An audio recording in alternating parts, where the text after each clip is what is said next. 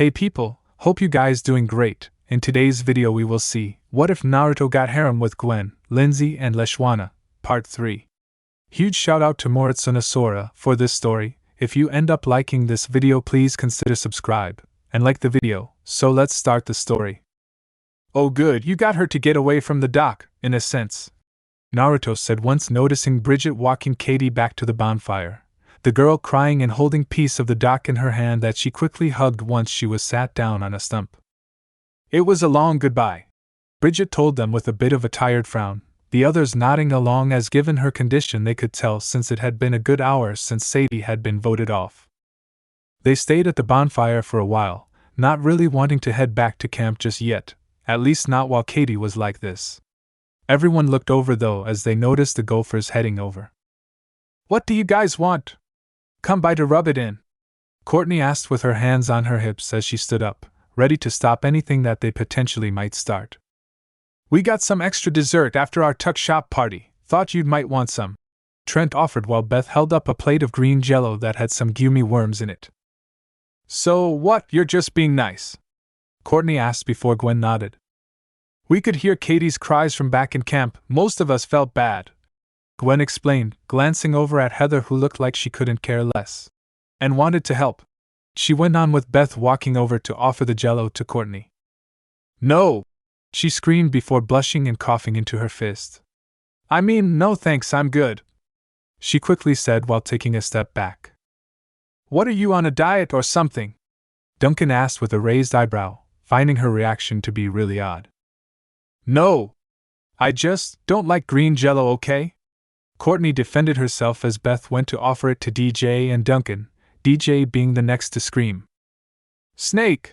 The gentle giant screamed before he slapped it away, getting odd looks from everyone as Cody crouched down to pull the snake from the Jell-O. Chill out dude, it's just a gummy worm, Cody explained, holding it up before eating it since the Jell-O had kept it from touching the ground or getting any dirt on it. Sorry for tripping, it's just snakes really freak me out, DJ told them, a bit embarrassed before Tyler rubbed his back. I feel you, chickens personally give me the creeps dude, Tyler confessed with a shiver at the mere thought of them. Wait, you're afraid of chickens? Gwen asked since chickens was definitely an odd thing to be afraid of. Wow, that's really lame man, Duncan chuckled with a smirk while DJ now rubbed Tyler's back. Confession cam.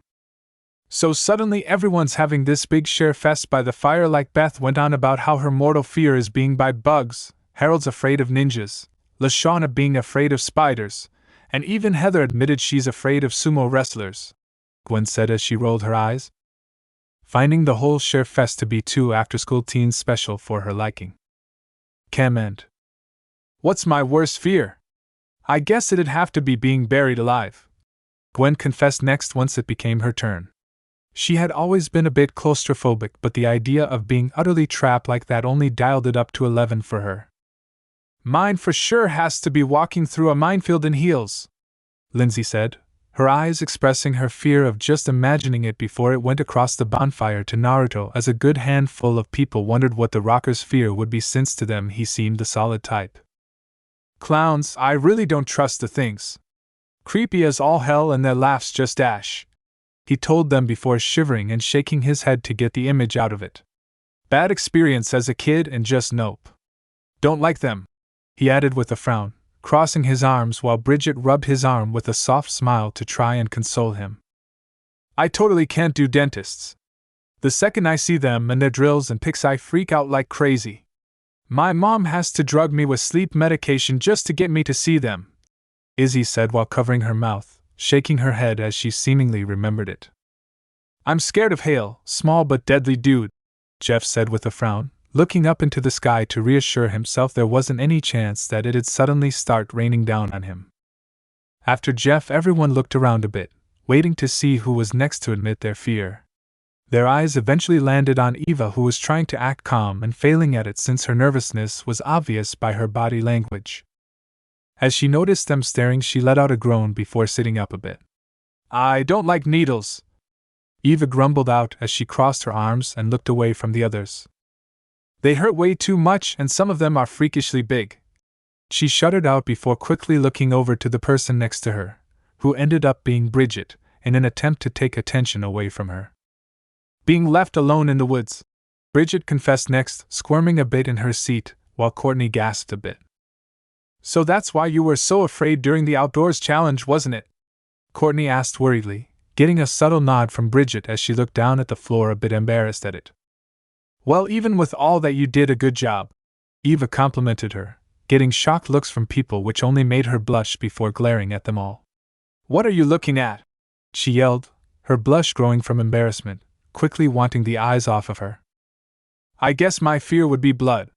Like large amounts of it just make me freeze up and pass out, Katie muttered while she sniffled a bit, still recovering from her cry session. I'm not really afraid of anything, Courtney said cheerfully before Duncan rolled his eyes. Baloney, Duncan said between fake coughs, getting Courtney to put his hands on his hips and narrow her eyes at him from her seat.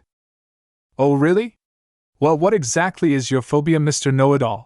She jabbed back at him, visibly getting him to tense up before looking away and hunching over even more, which only got everyone to look his way. Mainly due to the fact that Naruto, Eva, and him were the three tough guys of the camp, so to speak. Celine Dion music store standees, Duncan muttered quiet and quick while avoiding all eye contact. Excuse me? I didn't quite get that, Cody said with a smirk, holding his hand up to his ear to help him make sure he heard it the same as what he thought he just heard.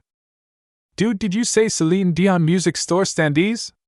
Trent asked, finding that to be the oddest fear of the night by far, while Duncan's terrified face making it clear he had heard it right. Oh! I just love Celine Dion! Lindsay squealed excitedly, only to pause a bit and gain a look of confusion. What's a standee? She asked before Trent chuckled. You know, that cardboard cutout thing that stands in the music store, he explained to her before Duncan waved his hands at them. Don't say it, dude! Duncan warned him as if speaking about it would summon it to them or something.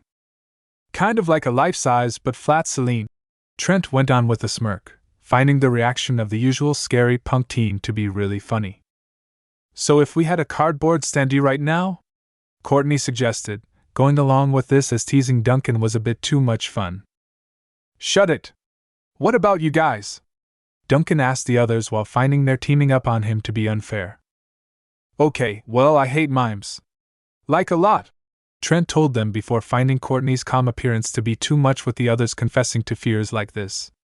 Enough about that though, Courtney, you're afraid of something. Spit it out, he added, everyone nodding along with him. He's right, Courtney, it's not fair that with everyone confessing like this that you hold out.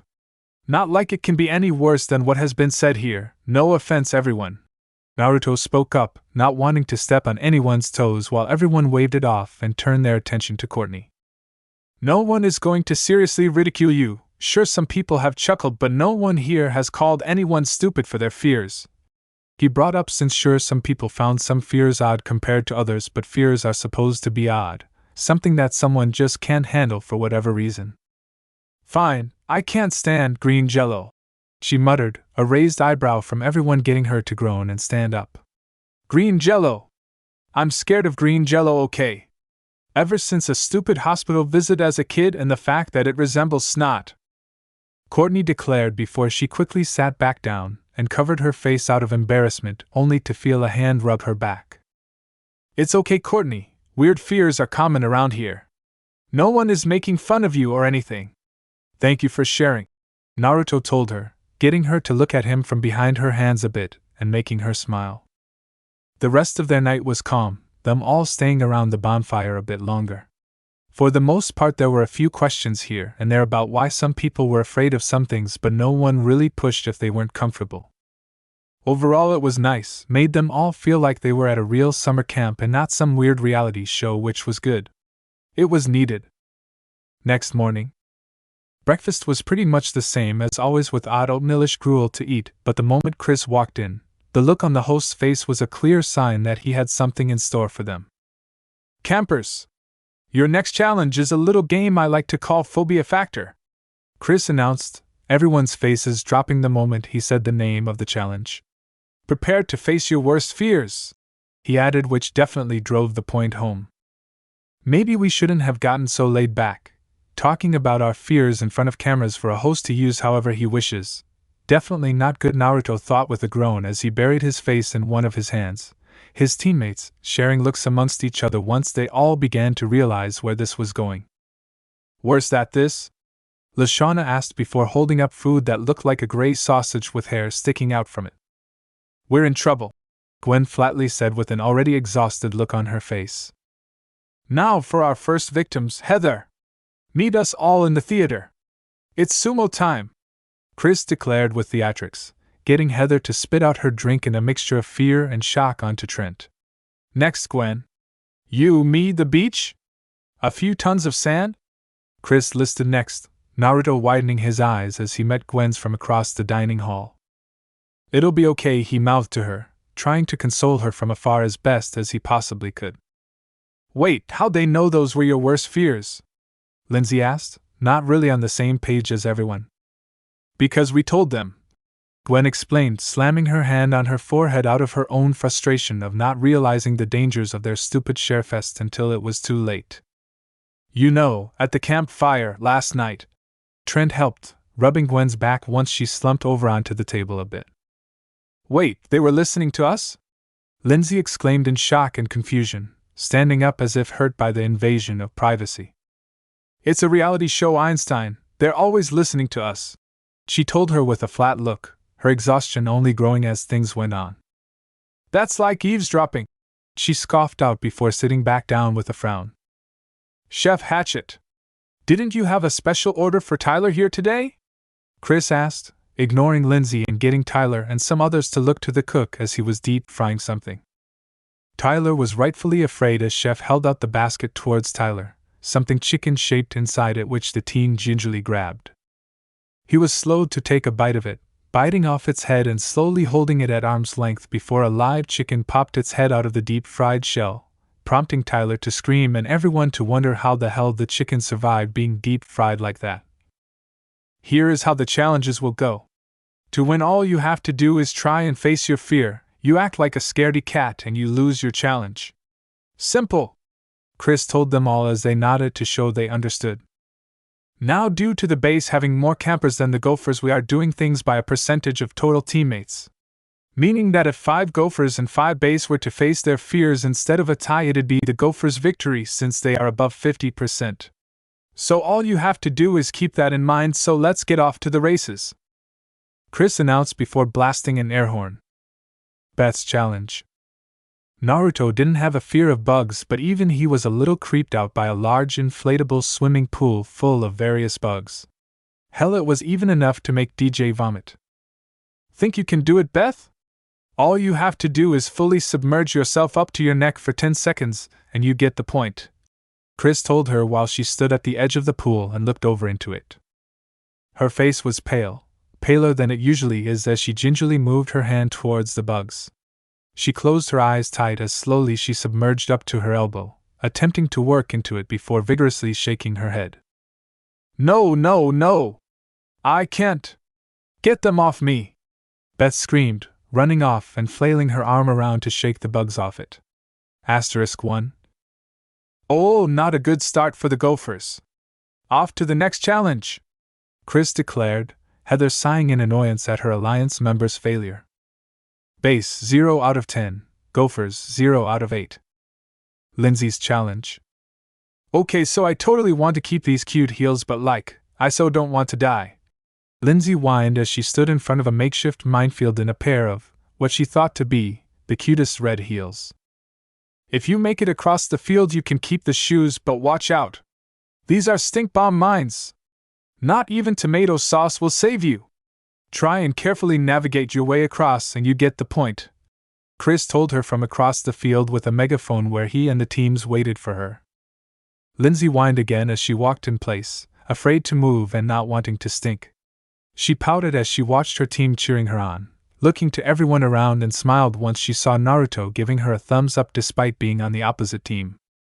Ah, he is so sweet, Lindsay thought with a happy squeal at how Naruto was silently cheering her on in his own way. Okay, I can so do this. These heels would be perfect for a future date, so I just have to win them and get a point from my team. she said with an embarrassed smile, since that was supposed to be the whole point of the challenge, the point and not the shoes. Look out for the bumps in the ground.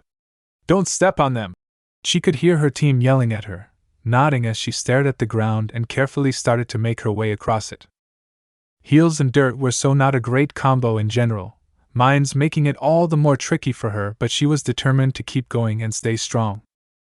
This had to be the most she had ever focused, since it wasn't until her team hugged her did she realize she had made it across, squealing in joy as she hugged them back. And with that, the Gophers are on the board, Chris announced while the Gophers cheered at the victory. Base 0 out of 10, Gophers 1 out of 8. Harold's challenge. Harold was a bit on edge as he tried to go to the bathroom, Chris having told him to stay on guard as at any moment trained ninja were posed to attack him when he least expected it. As the stall door closed, he paused before he started to pull down his pants, hearing a slight thump. Opening the door, Harold froze as the three ninja dropped from the ceiling. This was the moment he feared, them having the numbers advantage on him and getting him cornered. The old him would have ran off, but he decided not today. He had teammates relying on him, and he had to prove himself to be helpful after how things have been for him for the last few challenges. He took a calming breath as he pulled out his nunchuck, having grabbed them shortly after Chris had told him about the ninja. "I'm not afraid of you. I'll take you all on," Harold yelled at them as he started to spin his nunchuck around to fight them.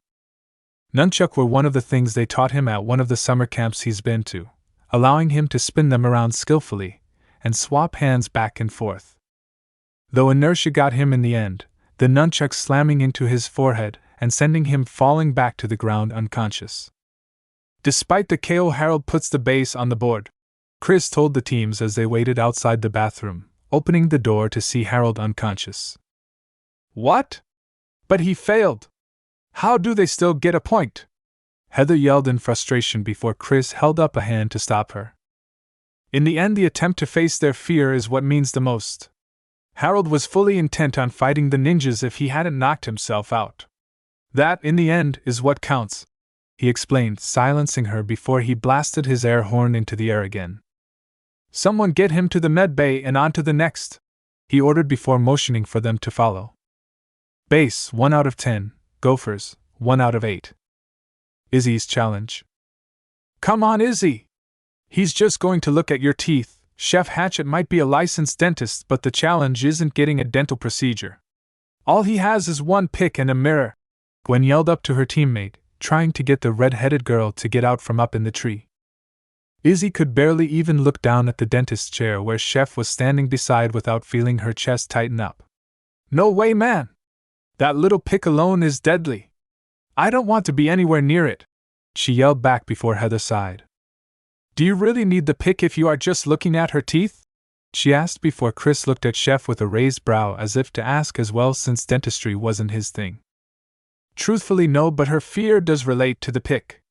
If anything, I'd say it has to at least enter her mouth," Chef admitted before Heather groaned and rolled her eyes. "He's not actually going to use the on you, crazy girl.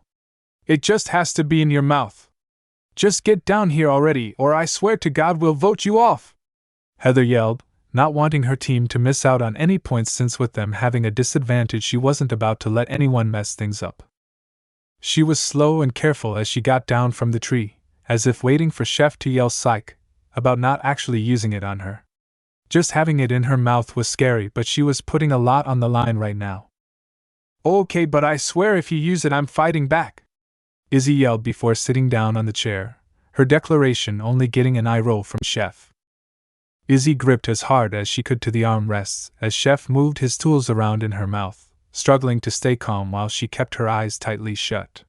She didn't pay much mind to the fact that she snapped off one of the armrests, the feeling of the dentist's tools leaving her mouth raising her spirits instantly. "They're done. You definitely need dental work as you have a few cavities, but that'll be something you get after this," Chef told her before she bolted and threw the broken armrest at him out of fear. "Never!" Izzy screamed as she ran off away from them, leaving Chef glaring at her as she left. "And with that, another point to the Gophers," Chris said, chuckling about at the odd ending of things. Base 1 out of 10, Gophers 2 out of 8. Bridget's challenge.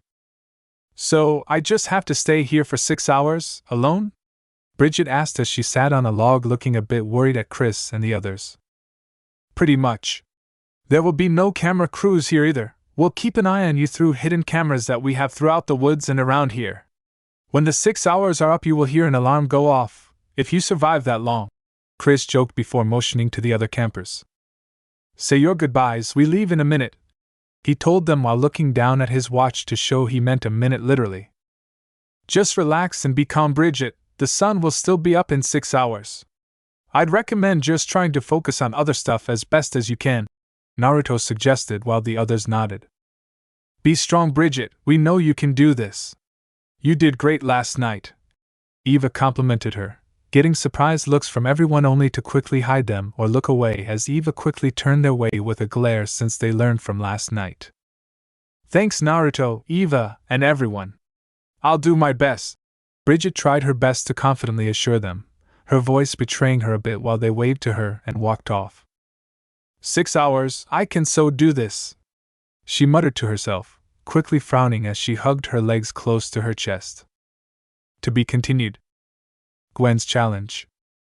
Gwen was beyond utterly terrified as she laid in a class coffin with a little slot in it being the only opening she could see other than the lid itself, which had been dead-bolted, the key being taped to a gravestone behind her head that also had a timer taped to it. Her only safety was the fact that below her feet was a circular vent for air to come in from a tube that poked up from the sand a few feet away that would open after her hour of air was used up, and an emergency escape button that was in her hand, both of which still didn't make this any less terrifying. It'll be okay, Gwen, you have an hour of air and only have to be here for 15 minutes, Naruto assured her as he crouched down next to coffin as she was being buried by Chris. As long as we remember to dig you up, Chris joked, getting Gwen to glare at him as best as she could. Not funny, Chris, she yelled, her panic rising and so not in the mood for it as he scoffed. Sheesh, take a pill, he said while rolling his eyes as he continued burying her. Here, I got some walkie-talkies, we can talk to keep you calm and keep your mind off everything, he told her, dropping one in the slot for her. The second it's done, or if you really start to panic, I'll dig you right up, he added before the walkie-talkie was snatched from him. No way! How do we know you won't be trying to scare her and get her to press the emergency button? Heather asked, crossing her arms as she glared at him. 'Cause I'm not a monster who would mess with others when they are experiencing their worst fear.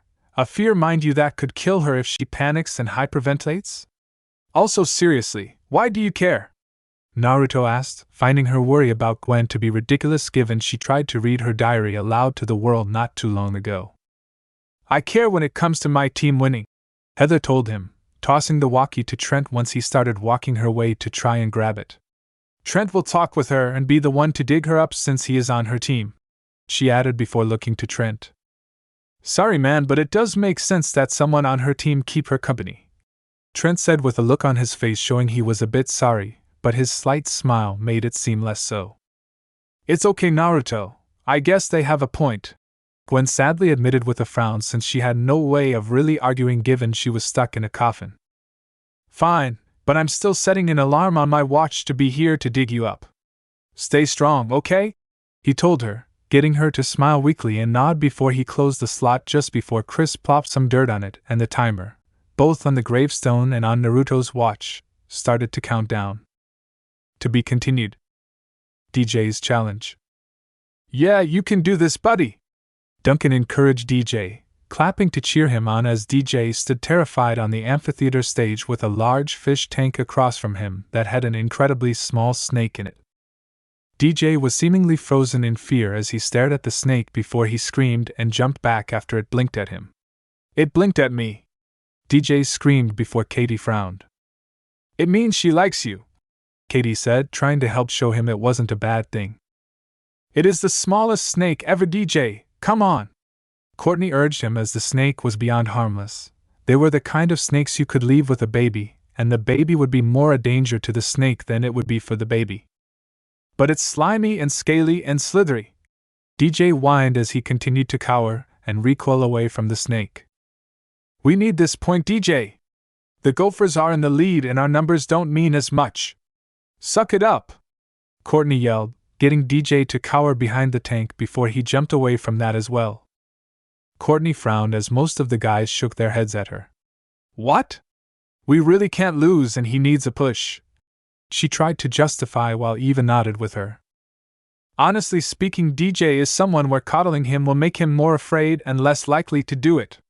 Give the guy a shove and he's more likely to man up and do it. I've trained a few guys like that in my gym and you have to be harsh sometimes. Eva explained to them somewhat seeing her point but not necessarily liking it all too much. DJ took a deep breath as he calmed his nerves.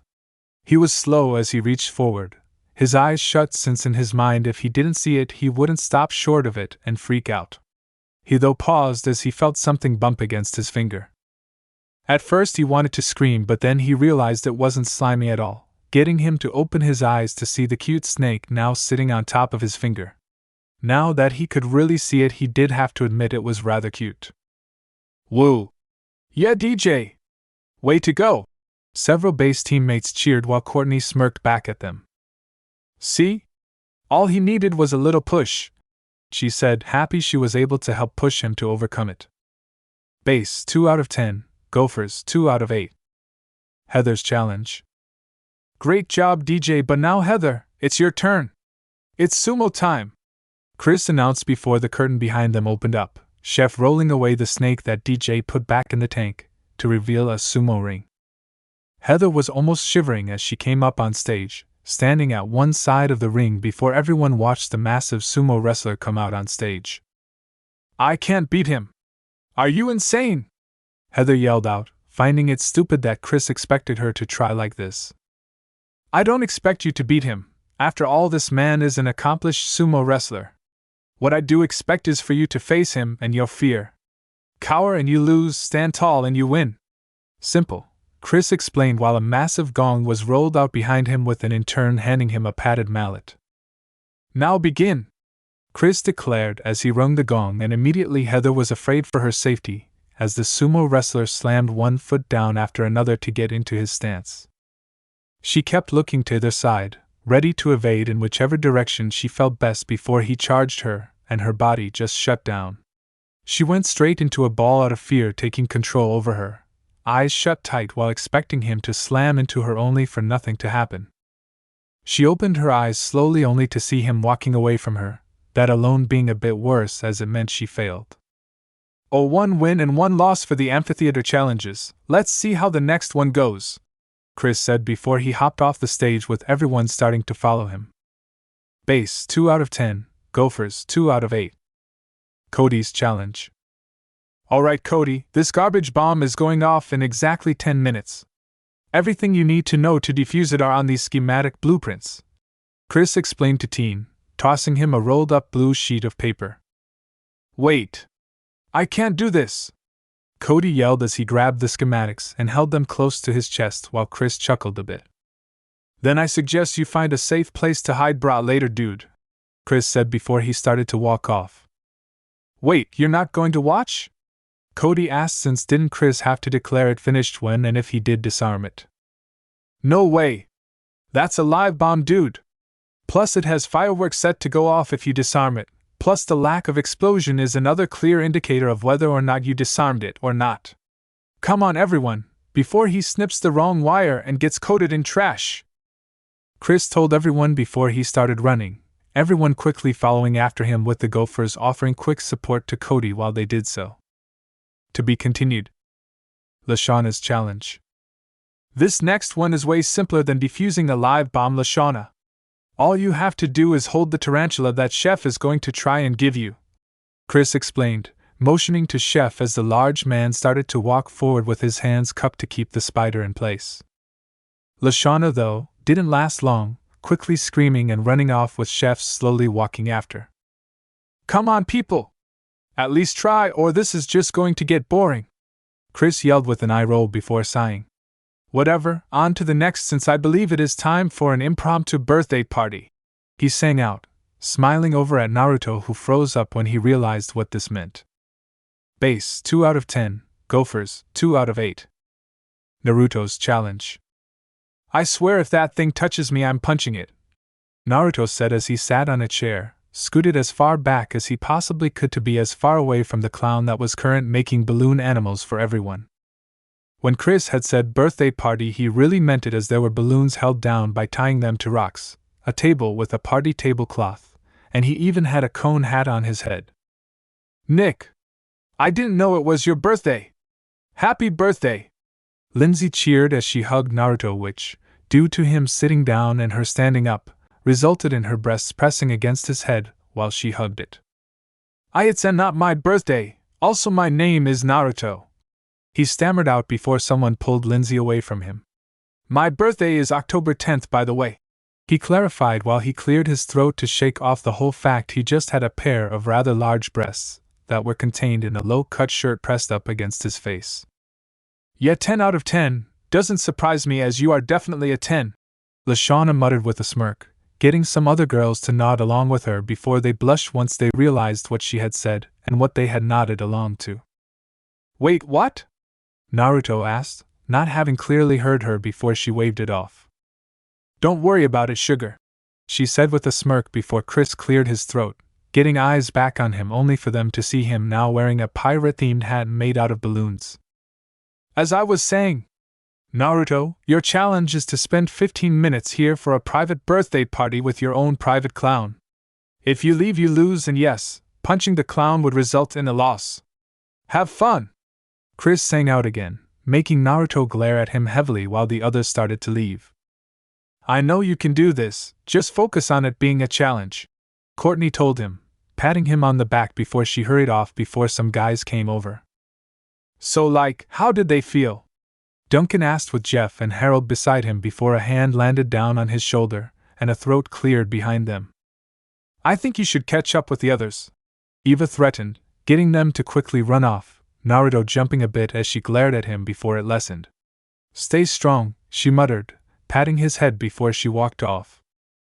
Naruto didn't have much time to dwell on it before a stream of water hit him in the face, making him turn back to the clown with a flat face to see that he had been squirted with a fake flower. "Goddamn clowns, this was so much easier with others around," Naruto thought with a groan before he went back to gripping the chair to fight the urge to run. To be continued. Trent's challenge. "Okay, only 5 more minutes left," Trent told Gwen as he laid down on the sand next to where she was buried. "And then you'll dig me up, right?" she anxiously asked, wanting to get out of her see-through coffin as soon as possible without losing this stupid challenge. "Don't worry, I'm not going anywhere, I promise. Especially with how apparently Naruto's challenge is 15 minutes long, so he won't be able to," Trent told her as Leshwana had come around to tell him about Naruto's clown birthday party. "What is his challenge?" Gwen asked, since with his fear she doubted it'd be something simple like hug the clown. "He has to sit and endure a fake birthday party with a clown. He didn't look good from what I heard, but we'll see," Trent said before frowning, wanting to change the topic away from Naruto. "So what do you want to talk about? It can be anything, we got to keep you distracted," he added, since the more she talked the less she could focus on her situation. "Yeah. Tell me a story. Why do you hate mimes so much?" she asked, wanting to stop focusing on her fear and maybe onto something else. "Well, my mom took me to this carnival once when I was 4 so I could see the elephants. I was stoked, and so busy watching them that I lost her for a minute." He began his story with a shiver, really not liking that he had to relive it, but to help Gwen he didn't really mind. "When I turned around, all I could see was this horrible white face with black lips pretending to be me. I screamed and tried to run, but every time I turned around he was there doing this creepy fake run and scream routine," he continued before someone tapped him on the shoulder. As he turned to see who it was, he froze and instantly screamed as a mime was staring wide-eyed back at him. He instantly booked it, too afraid to notice he dropped the walkie-talkie or to hear Gwen call out to him. "Just talk to him, brah. Kindly ask him to just go away," Chris yelled out with a megaphone while Trent and the mime continued running. "You know what, why don't we take a break while this goes on? Relax but stay around here," he told them while everyone nodded and settled down, some watching Trent while some just relaxing after having faced their fears or failed to. They stuck around, watching as Trent kept trying to evade the mime only for the mime to mirror everything he did and stay right on his heels. Trent groaned as he skidded to a stop, turning around to try and buy some time to find a way to get rid of the mime, only for the mime to start doing its stuck in a box routine. "There's no wall there, man! Stop being creepy!" he yelled as the mime just kept at it, Trent looking around frantically before he noticed the docks and booked it off towards them. As he ran down the docks, he didn't hesitate to leap into the water, smiling as the mime stopped at the edge of it. "Woohoo! What's the matter, mime? Can't swim?" Trent goaded before the mime smiled and took a deep breath, as if ready to dive in after him. Stop! Why, your makeup will run," Trent pointed out, making the mime nod and solemnly walk away. "Yes. 1 point to the Gophers, please," Trent cheered before Chris walked out to the edge of the docks. "Sorry, but that's not how it works, dude. The challenge was to talk to him and calmly get him to stop chasing you. You instead ran around like a chicken with its head cut off and dove into the water. Yes, you got it to stop chasing you, but not by facing your fear, dude," Chris explained to him, making Trent yell in frustration before pulling himself out of the water.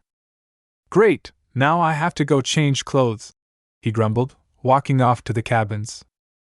"Wait a moment before changing, as I think you'll want to see this next one," Chris told him with a smirk as he noticed a perfect opportunity for the next one. Base 2 out of 10, Gophers 2 out of 8. Jeff's challenge. "Now everyone," Chris told them as he rejoined everyone waiting back for him. "Watch Jeff closely, as I feel the forecast is about to call for some localized hail," he told them with a chuckle, pulling out a purple remote with a joystick before everyone watched as a small black cloud started to move around towards Jeff, who was lounging in a chair on the beach. Jeff opened an eye as his sun was blocked, confused to see a cloud so close above him before it started to rumble. The second the hail started to fall on him, he instantly shot up and started screaming, trying to block it as best he could as it kept hitting him.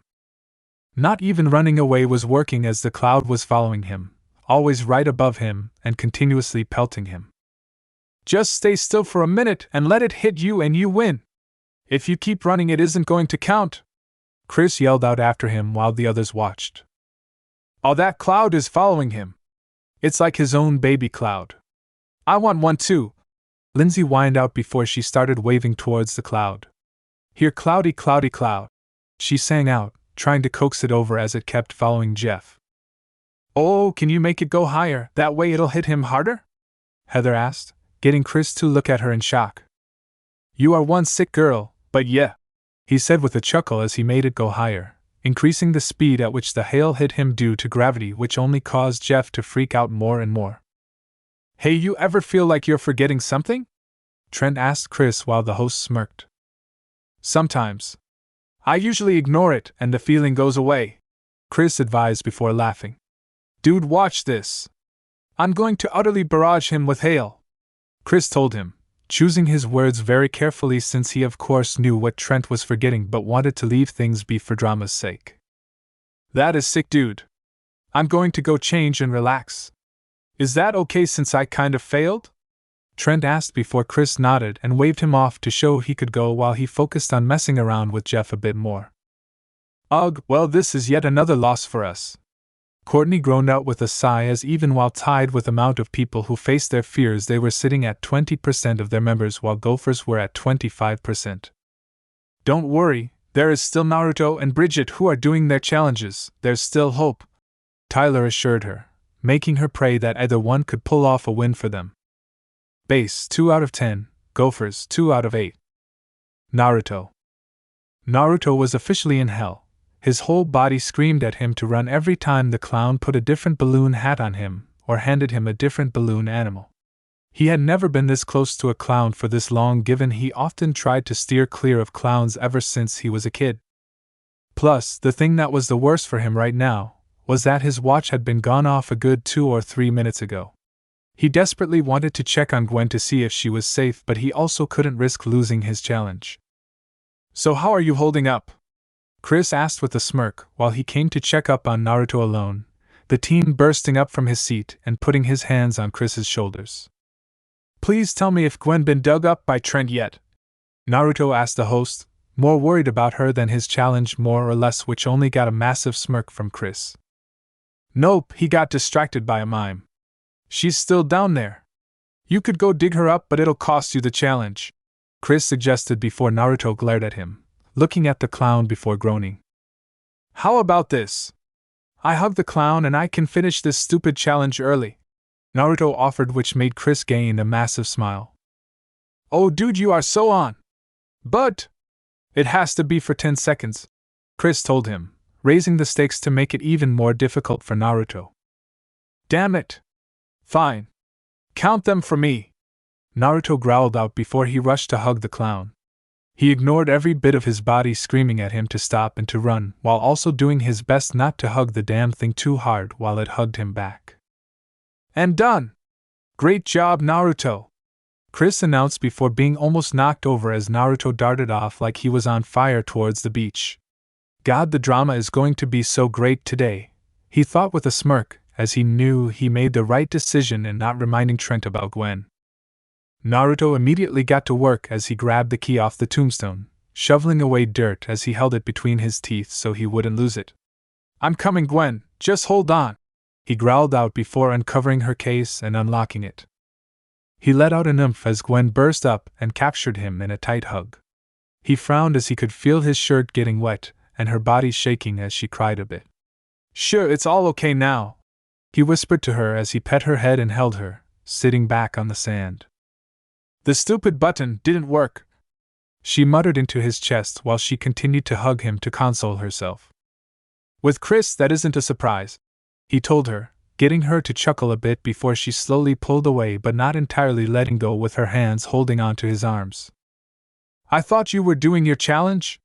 Trent told me you had a 15-minute challenge with a clown birthday party, she said, wiping her tears a bit and chuckling again at how odd that sounded. My watch went off a while ago and I got worried about you. When Chris said you hadn't been dug up by Trent, who seemingly forgot about you after dealing with his mime, I decided I had to bite the bullet more or less, he told her, which only got a raised eyebrow from her. How do you bite a bullet with a clown? Gwen asked, almost afraid to know but still very curious. I hugged him, he told her with a shiver as if remembering it was uncomfortable. Sorry if I'm sweaty cause of it, my body really didn't like it, he joked, getting her to chuckle before she rubbed his arms.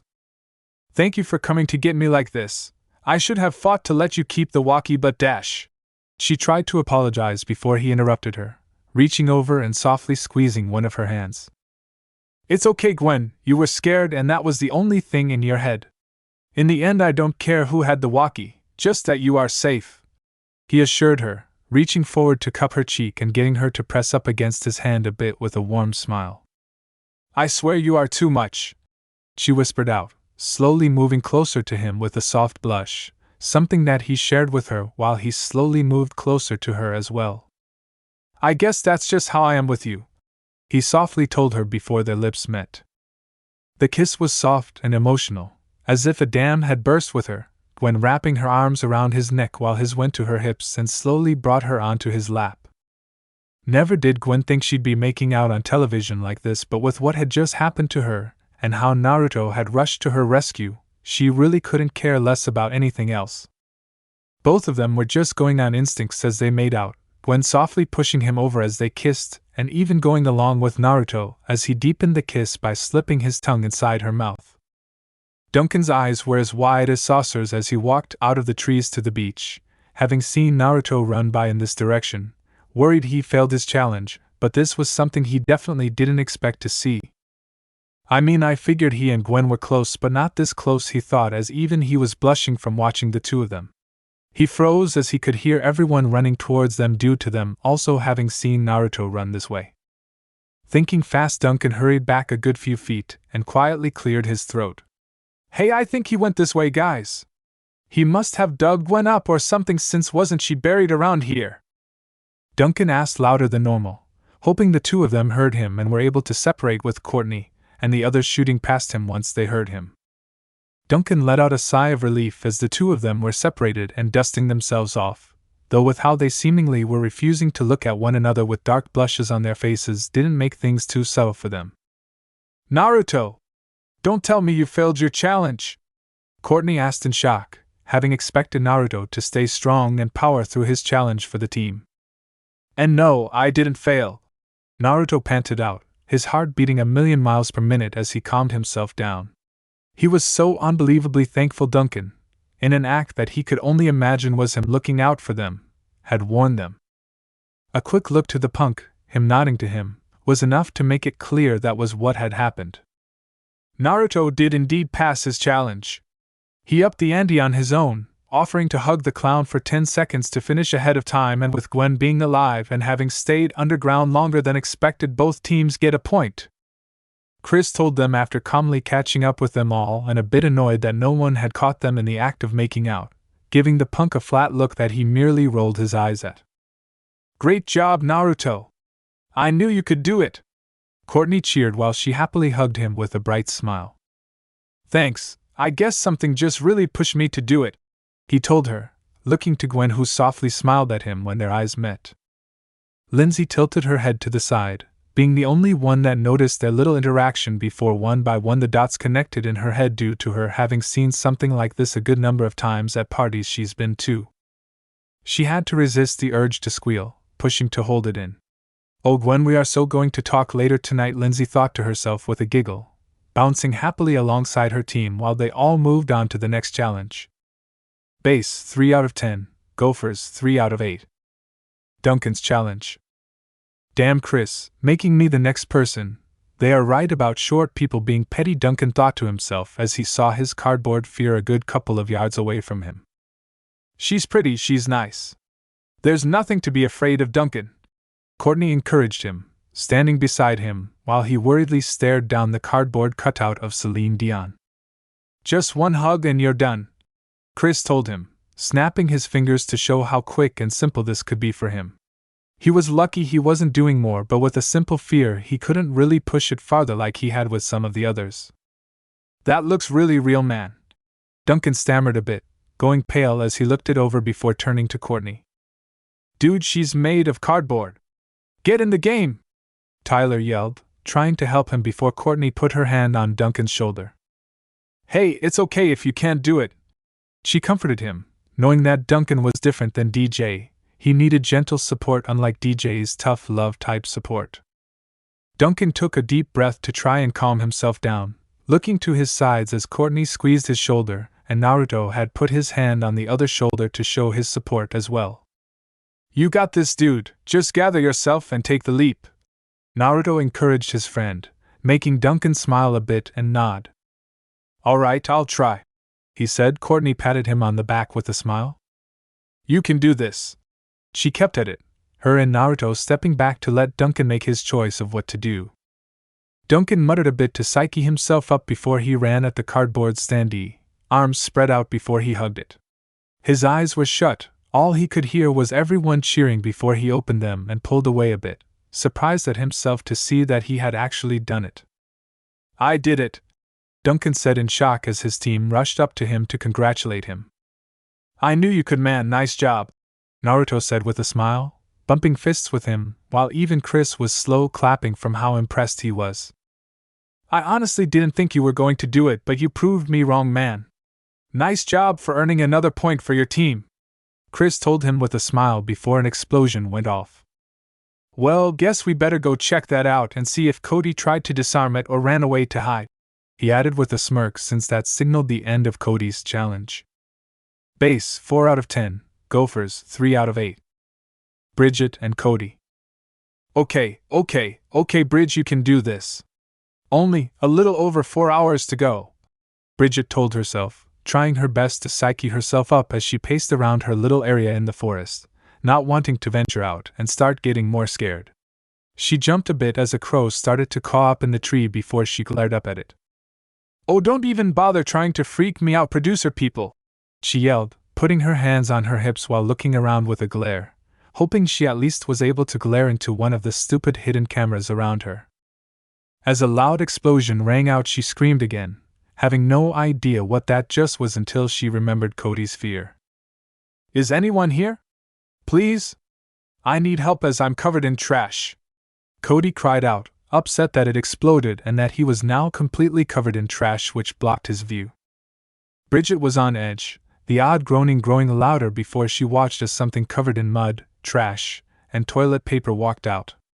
On any normal day she could have thought about what it could be rationally, but, due to being along in the woods for almost 2 hours, her first reaction was to run away from it screaming. "Bridget! Come back! It was only Cody covered in trash." DJ tried to assure her after she ran past them while they were on their way to check on Cody, only for the surfer girl to be long gone and out of the woods in an instant. "Well, at least both teams don't get a point," Eva muttered with a frown before Chris cleared his throat. "Not so fast, Eva. According to the footage of Cody's, he was trying his best to defuse it. Despite it blowing up in his face, this is actually a win for the little guy since he was determined to defuse it in the end," Chris told her, getting cheers from the Gophers and groans from the base. "Great, who's next?" Eva grumbled out, only to widen her eyes and grow pale once Chris started smiling at her. "Base 4 out of 10, Gophers 4 out of 8. Eva and Katie's challenges.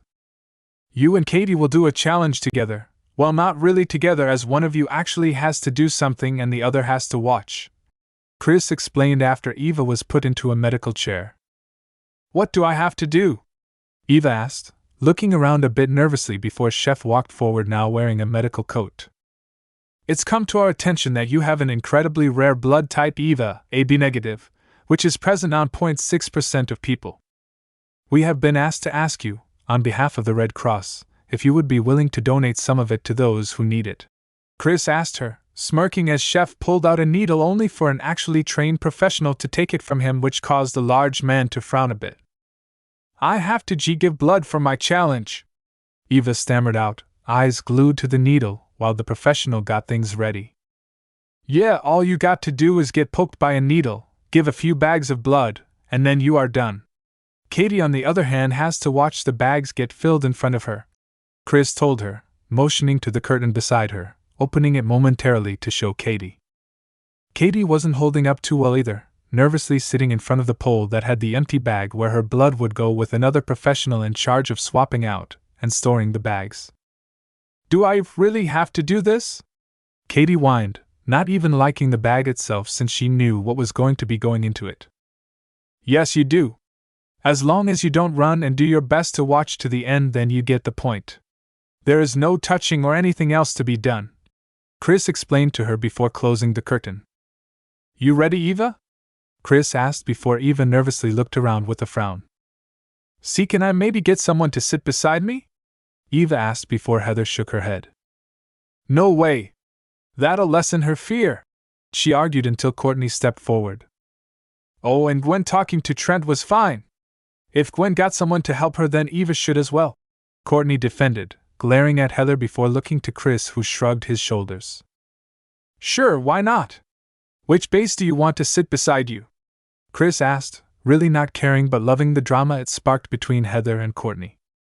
"And Naruto, if you don't mind," Eva quietly asked, Naruto smiling as he plopped down in the chair beside hers and patted her arm. "Sure thing, Eva, I'm happy to be able to help you. You just tell me what you want me to do," Naruto told her, the teams moving a bit away to where they could see both Katie and Eva at the same time.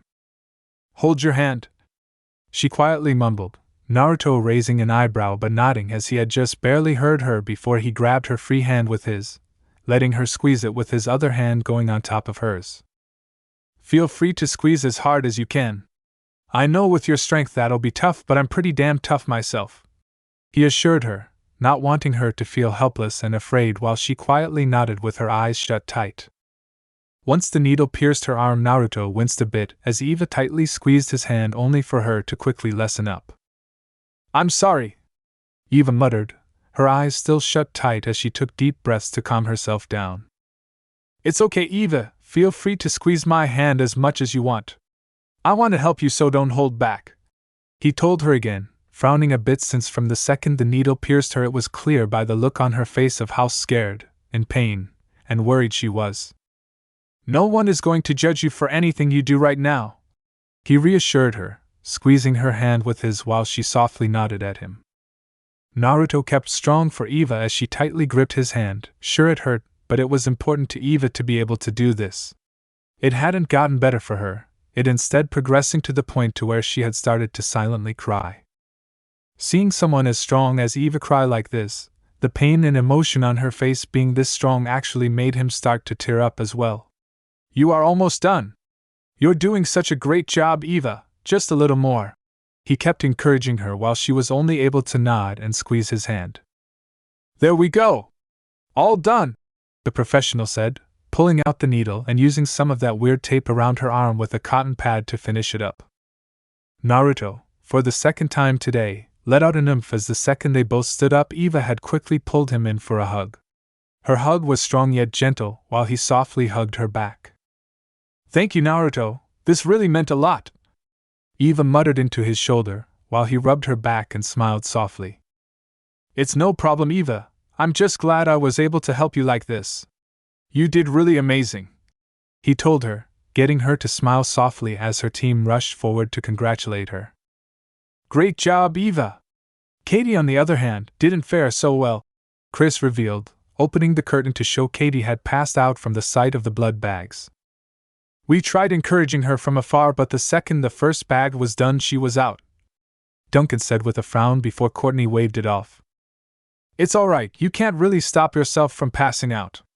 Plus, now with Eva's win, we are tied. Courtney cheered while the Gophers quickly started to worry. Wait, what happens if we tie? Leshwana asked, given the whole percentage thing, even though the base had 5 people pass compared to their 4, it was now both 50-50. Well, if the remaining 2 base don't face their fears, I do have a tiebreaker challenge in mind, but trust me, you really don't want to do that, Chris told them with a chuckle and a grin that made it clear whatever he had planned was bad. Simple then, one of you 2 need to face your fears, Naruto said, turning to Tyler and Courtney, who both looked a bit worried about the prospect of doing so. Base 5 out of 10, Gophers 4 out of 8. As they made their way towards where Chris had Tyler's challenge set up at, Naruto smiled as he walked subtly beside Gwen.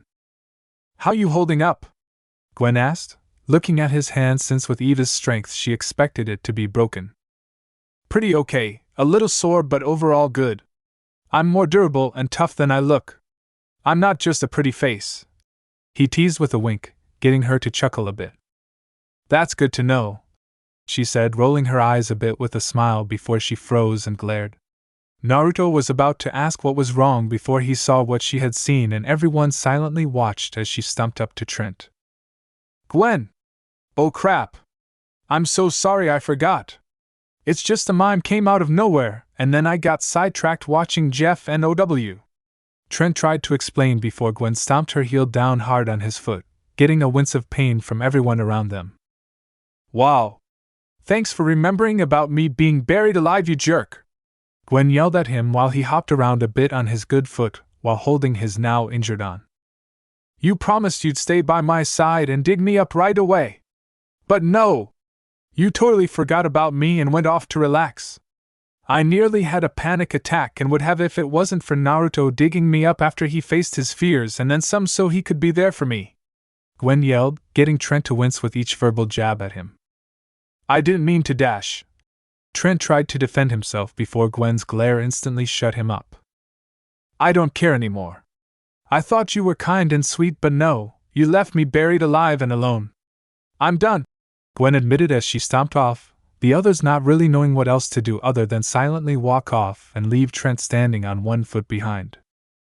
Tyler's challenge. Alright gang, after that drama-filled intermission we're in the 9th inning. Tyler! Chris started, calling out the tracksuit-wearing teen once they found themselves around a fenced area with a small brown box with holes inside. For your challenge, it's pretty dang simple.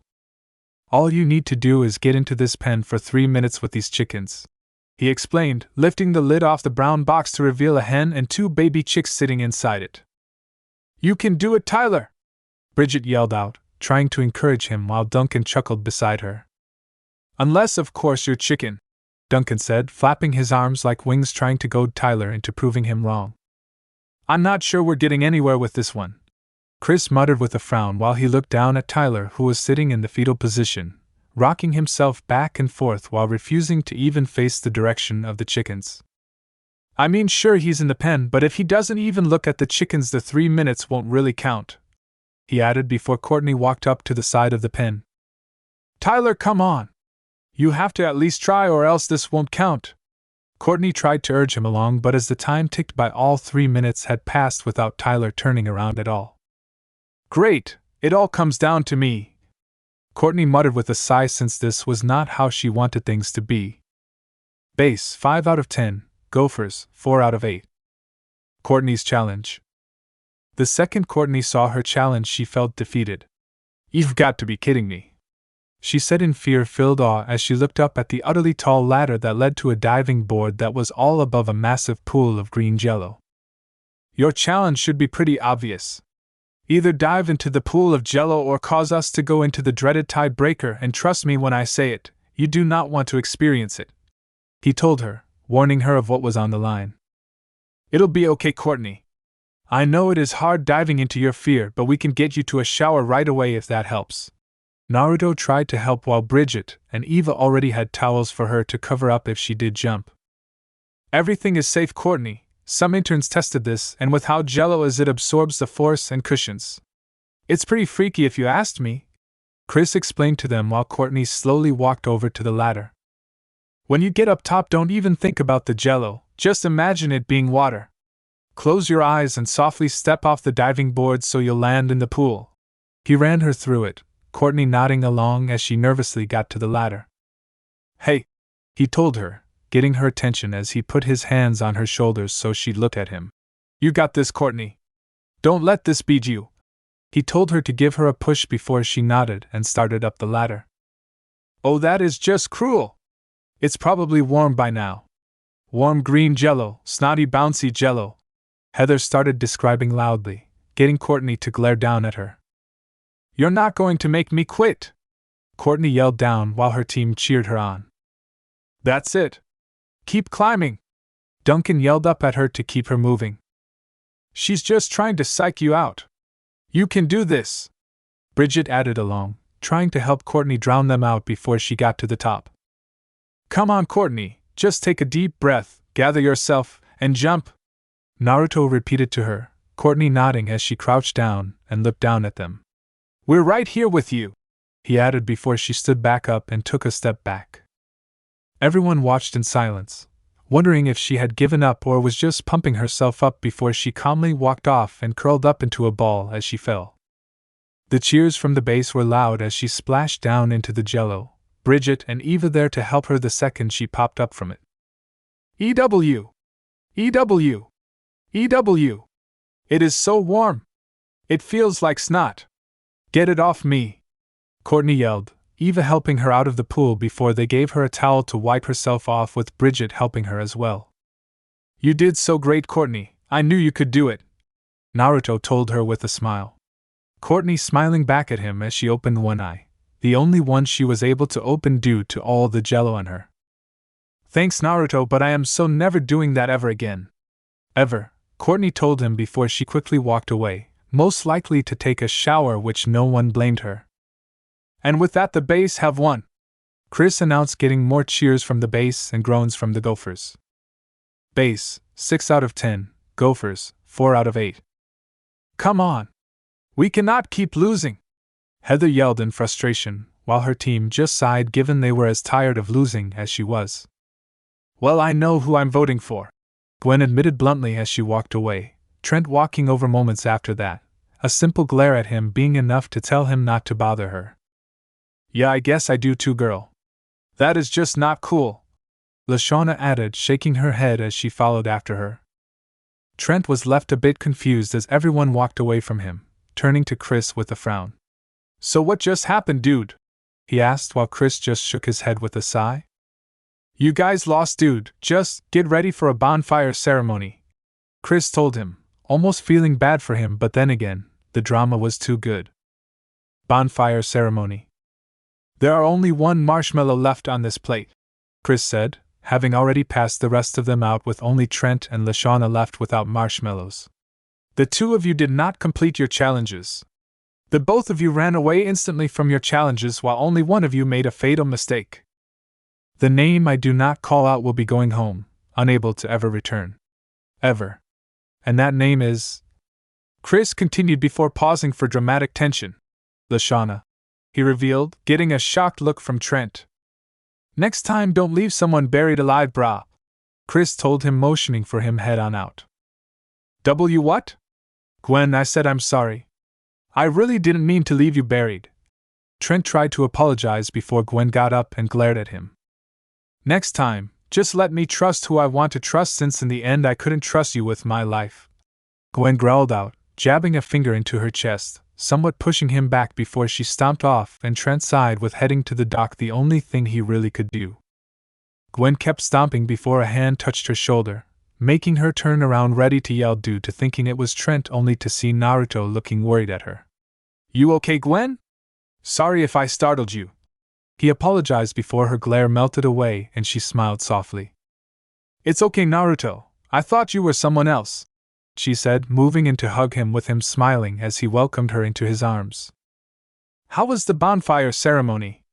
How did you all vote off? He asked while he rubbed her back and enjoyed the closeness with her. We voted off Trent. It was easy given he left me buried alive, she grumbled, looking up at him with a raised eyebrow as all he did was nod. Oh, don't act like that, you're happy he's gone, aren't you? She teased, which got a chuckle out of him. I won't deny that. Honestly speaking, I was worried you'd get closer with him and end up together instead of maybe with me, he admitted with a light blush she could barely see that honestly made her smile a bit at.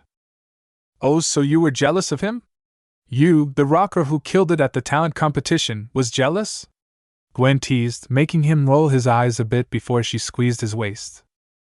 But honestly, I don't what it is. You were interesting from day one, and I guess deep down I figured if I was going to get a boyfriend from this stupid show, it would be you, she told him before looking up at him, afraid she spoke too much too soon. I mean, I'm not saying we are instantly boyfriend and girlfriend. We can start it out slow if you want. I don't want to argue, Dash. She started to stammer, fearing she had assumed before he silenced her with a soft kiss. Relax, Gwen, I'm not the kind of guy that makes out as much as we did on the beach and not think there are titles. I'm more than happy to be your boyfriend, he told her before she kissed him again, this time putting a lot more heat into it to where he found himself pushed up against a tree. He didn't really have time to think about it back then, but Gwen's lipstick made her lips incredibly soft, and her tongue was softer and smaller than he expected it to be. Plus, she was rather skilled and nimble with her tongue work. They both tensed up and quickly hid by the side of the tree as they heard the rest of her team heading up their way, them both smirking and struggling not to chuckle as they walked past. It's safe to say either of us are ashamed of the other, but more than anything I guess I'd say, we don't want Heather to know about it or try and use it to her gain. Gwen started before Naruto finished for her after her pause, making her groan and nod at. Look, we'll find time to be together and whatnot, but making out will be a thing we have to be careful of, she told him, smiling as he kissed her again before stroking her cheek softly. I'm fine with being careful, Gwen. Last thing I want to do is give ammo to her and get you kicked off before we get closer. I'll head back first, see you tomorrow, he told her while she nodded and watched him walk off. Gwen waited a bit before she walked out from the tree, sighing in relief as she didn't see anyone around. You two are really cute together, a bubbly voice told her, getting Gwen to jump a bit from being startled only to turn and see Lindsay smiling at her. Crap, Gwen thought with a groan, since one of Heather's lap dogs was the utter last person, besides Heather herself, who she wanted to find out about them, and so soon too. I don't know what you are talking about, Lindsay, she said, trying to brush her off before Lindsay bounced to her side with an excited smile. You and Nathan, I so was hoping you'd get together as you both are so adorable together. But don't worry, I so won't tell Heathel about you 2-inch, Lindsay assured her, getting Gwen to look at her very confused due to Lindsay being one of 2 members in Heather's alliance. His name is Naruto, and honestly, what's the catch? You have to want something for not telling Heather about us, Gwen pointed out, as this didn't make any sense to her otherwise. Catch? I don't want to play baseball with you. I just want to support you and Nicholas. He's like one of the few nice guys here and is so very, very hot, Lindsay explained, gaining a dazed look as she mentioned how hot Naruto was before Gwen snapped her fingers to get her to come out of it. Wait, what was I saying? Oh, right. Look, I'll so give you and Nate chances to be together and hide you from Hannah, so count on me, okay?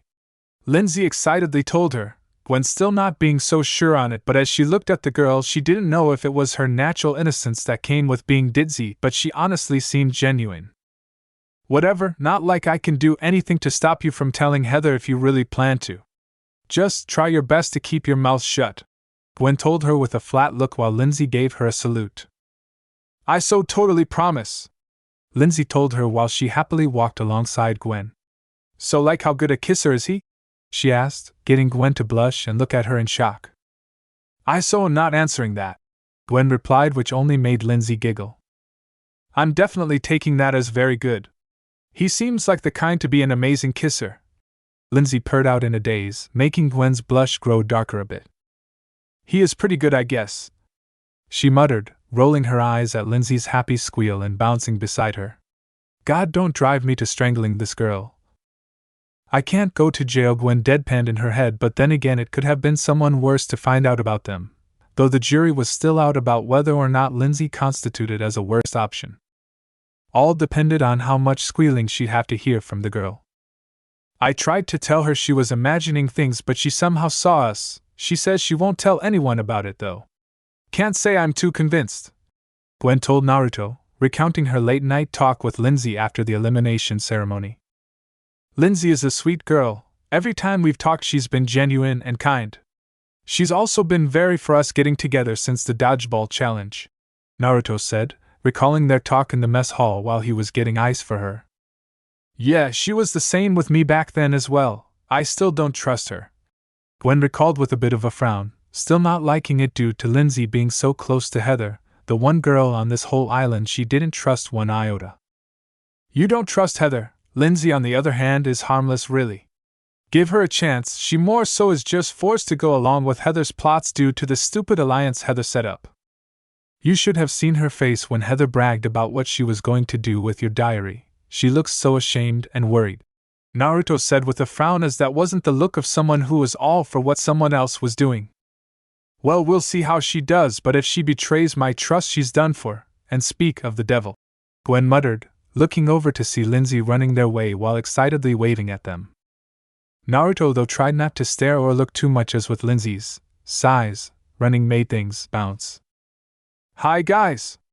Oh wait, am I interrupting?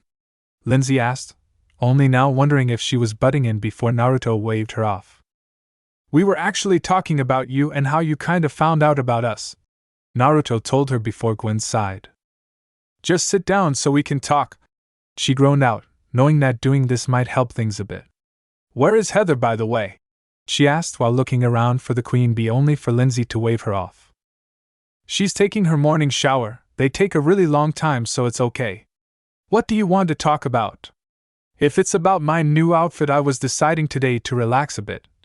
Lindsay prattled on a bit, giggling as she bounced excitedly beside Gwen at the picnic table they were chatting at, once again making things bounce. Naruto did actually notice her new outfit, more so that it seemed to be a red bikini top and a pair of blue short shorts along with her classic bandana and cowgirl boots. We don't want to talk about that. I'm more worried and want to know if you really plan to keep the fact that we are together from Heather, Gwen asked, and immediately got to the point, not that Naruto blamed her given how Heather almost embarrassed her on television. I so won't tell a soul, I promise. You two are just too cute together, Lindsay giggled out while happily clapping her hands as if overjoyed that they finally got together. I am a bit sad I wasn't the one who got with him, though, she added, her smile turning to a pout as she slumped onto the table and looked at him. Well, you'll have to prove that I can trust you, since Naruto already does for some reason, Gwen told her, getting Lindsay to nod while smiling happily at him that he trusted her. I'll do my best, Lindsay said while she gained a serious look on her face before perking up as they all heard Heather yell out for her. I guess that means I have to go, she grumbled, a frown on her face before hurrying off. It'll be okay, Gwen, she won't find out about us, and even if she does, we can handle her. Naruto did his best to reassure her, reaching over and taking her hand in his before giving it a soft squeeze. You mean you can handle her like you have so far?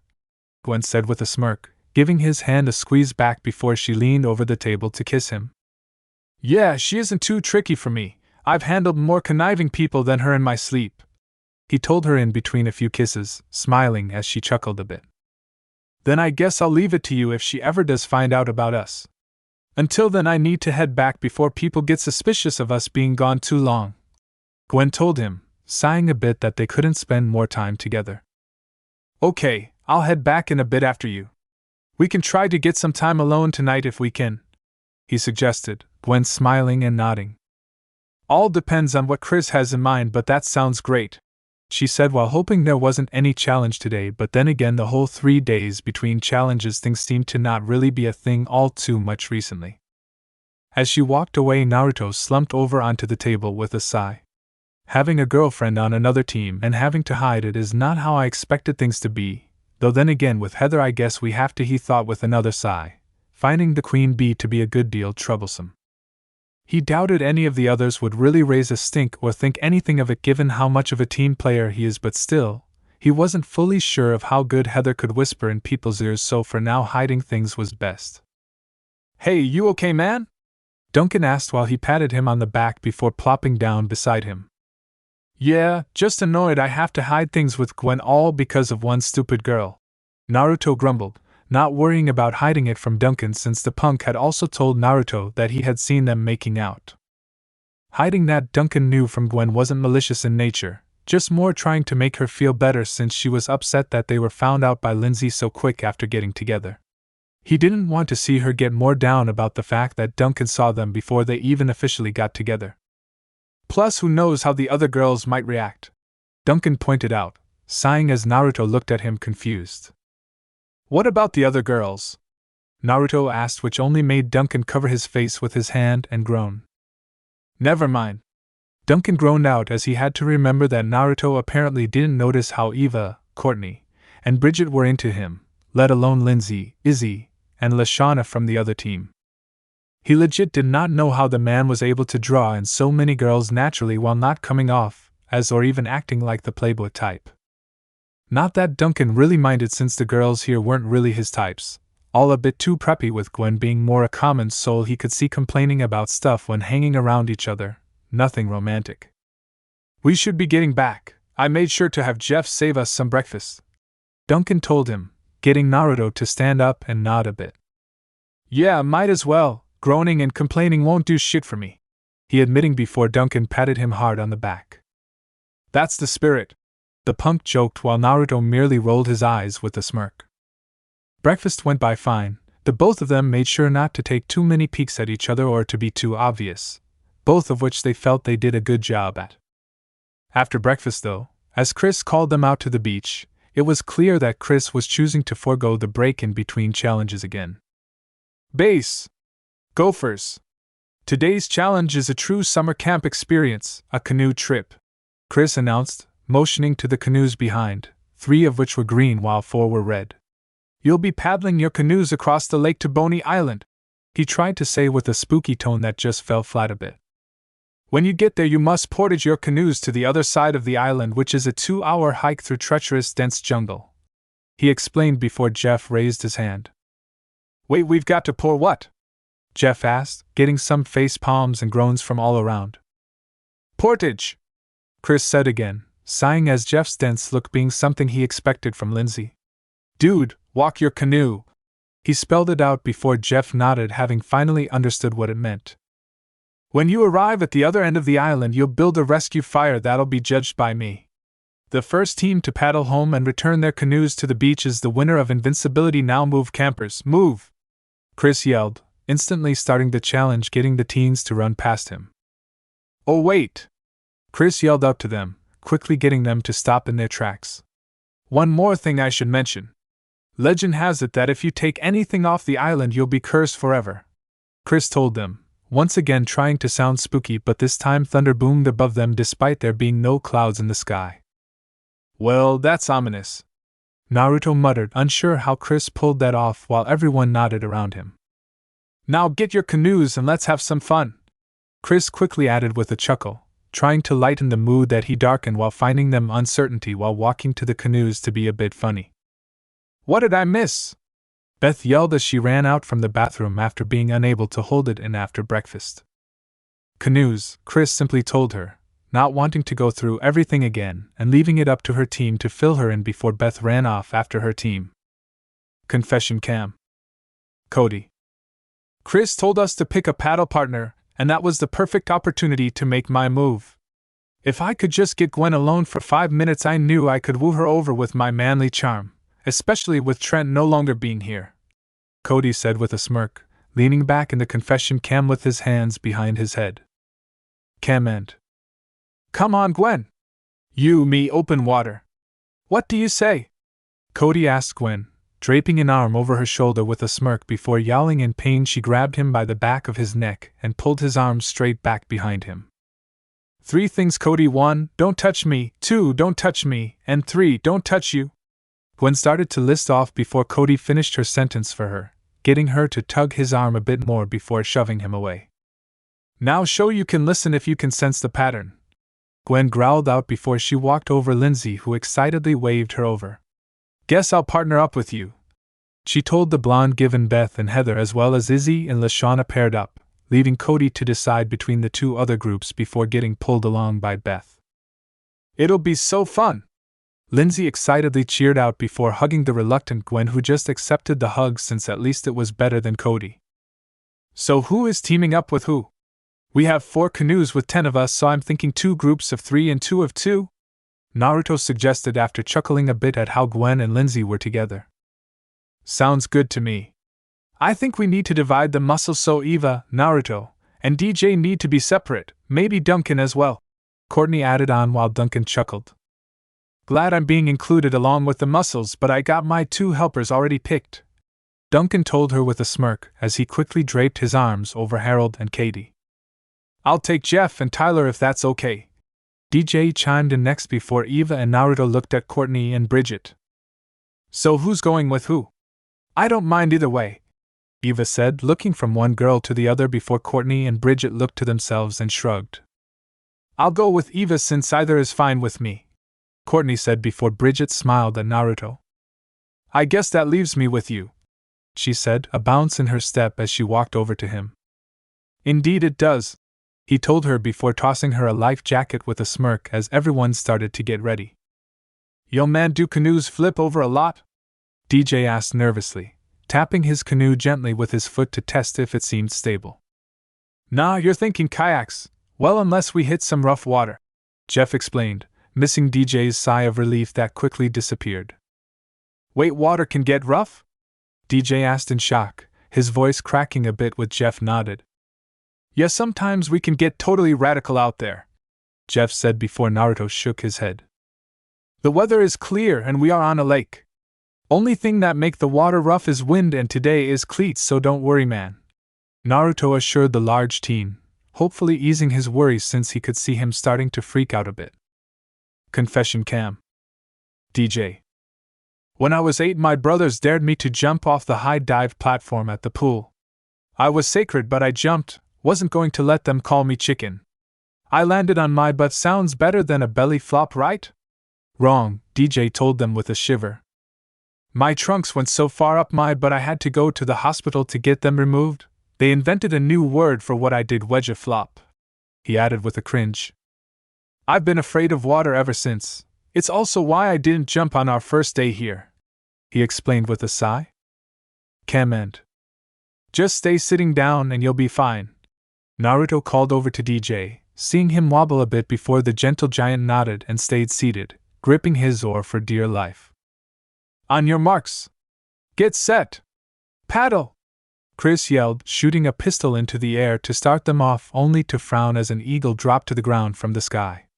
"That's going to provoke a lot of angry emails. Maybe I should stick to a racing pistol," Chris muttered, already feeling the headache that was going to be caused by this.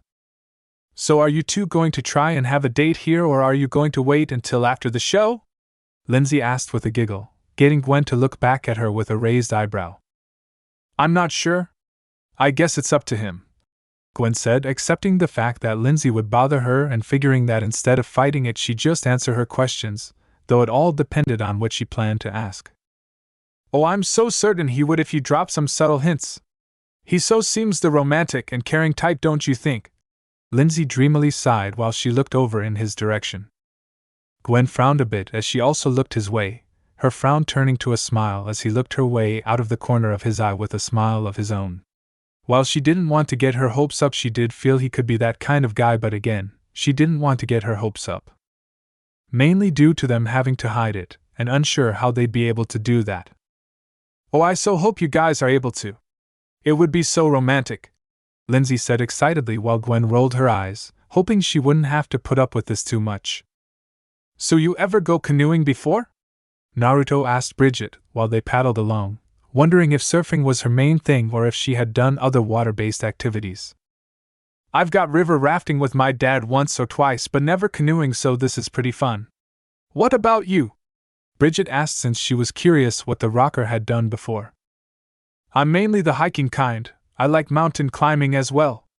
I'm okay with water but never gone canoeing or rafting. I'm more someone who likes swimming and relaxing at the beach," he told her, getting her to smile a bit. "So have you ever gone surfing? 'Cause I can definitely see you rocking a surfboard," Bridget said with a smile, Naruto rubbing his chin in thought. "I've done some surfing lessons but never really fully got into it. I guess if I had the right person showing me how to do it, and some nice waves, I could see myself enjoying it," he admitted, getting Bridget to perk up a bit. "Oh, I definitely could show you, plus I know the perfect beach that is hidden away and it has the best waves, that is if you want to. I wouldn't be surprised if after this you just ignore everyone. I feel that's the group consensus regarding some people." Bridget, feeling a bit embarrassed for expecting or thinking he'd be okay with hanging out with any of them after the show. "Oh, don't be like that, Bridget. Personally, I like a good number of people here. Everyone on my team is pretty cool and there are some cool people on the other team. If all goes well, I can definitely see us hanging out after the show, so you better be ready to show me how to surf," he told her, looking back at her with a smirk and a wink which got her to giggle a bit. "Sounds perfect, dude. I'll let you use one of my spare boards," Bridget said, once again surprised by how down-to-earth and nice her teammate was. She honestly had to admit he definitely was a major reason to why she didn't hate being here yet. She just hoped he stayed as potent later on in the show. "Well, watch out guys, fog is rolling in," Courtney told them, her and Eva's canoe being in front of the pack alongside his and Bridget's. "Well, at least Boney Island is a fitting name," Eva muttered as they all noticed a massive skull in the mountain in front of them once they arrived on shore. "Okay, if there is a giant ape here, I'm booking it," Naruto said while he helped Bridget step out of the canoe and pull it in a bit. "You think this place is haunted?" Izzy asked, surprising Naruto by hugging him from behind, her head on his shoulder, only for everyone to pause while they heard odd noises coming from within the forest. "Get off him and help us, Izzy!" Leshwana growled out, pulling Izzy off his back and back towards her team. "Everyone come on, the sooner we get through this the better," Gwen said, wanting to get the attention away from Naruto, while everyone nodded and started to pick up their canoes. As they started to run through the forest, everyone wasn't sure if the skulls on spikes were real or some props that Chris had set up. Honestly, both seemed like real options. Everyone stopped in their tracks though as a massive tree crashed between the two teams, separating them from one another. "Gophers. Guys, I think I saw something move," Cody whispered as they heard rustling all around them, everyone looking around before they noticed eyes staring out at them. It wasn't long before they saw what those eyes belonged to, revealing themselves to be a cross between a bear and a beaver. "Monster beavers!" Cody screamed before everyone ran off away from them. Confession cam. Chris. A remnant of the Pleistocene era, the woolly beaver is a day-active rodent indigenous to Boney Island. "Oh yeah, and they're meat eaters," Chris explained to the audience with a smirk, winking at the end. Cam end. The gophers kept running and screaming as the beavers chased them, the beasts hot on their trail before they had to come to a screeching stop. "Dead end, oh crap," Leshwana cursed, looking behind them only to raise an eyebrow as the beavers seemed to be retreating. "Wait, they're leaving? Why?"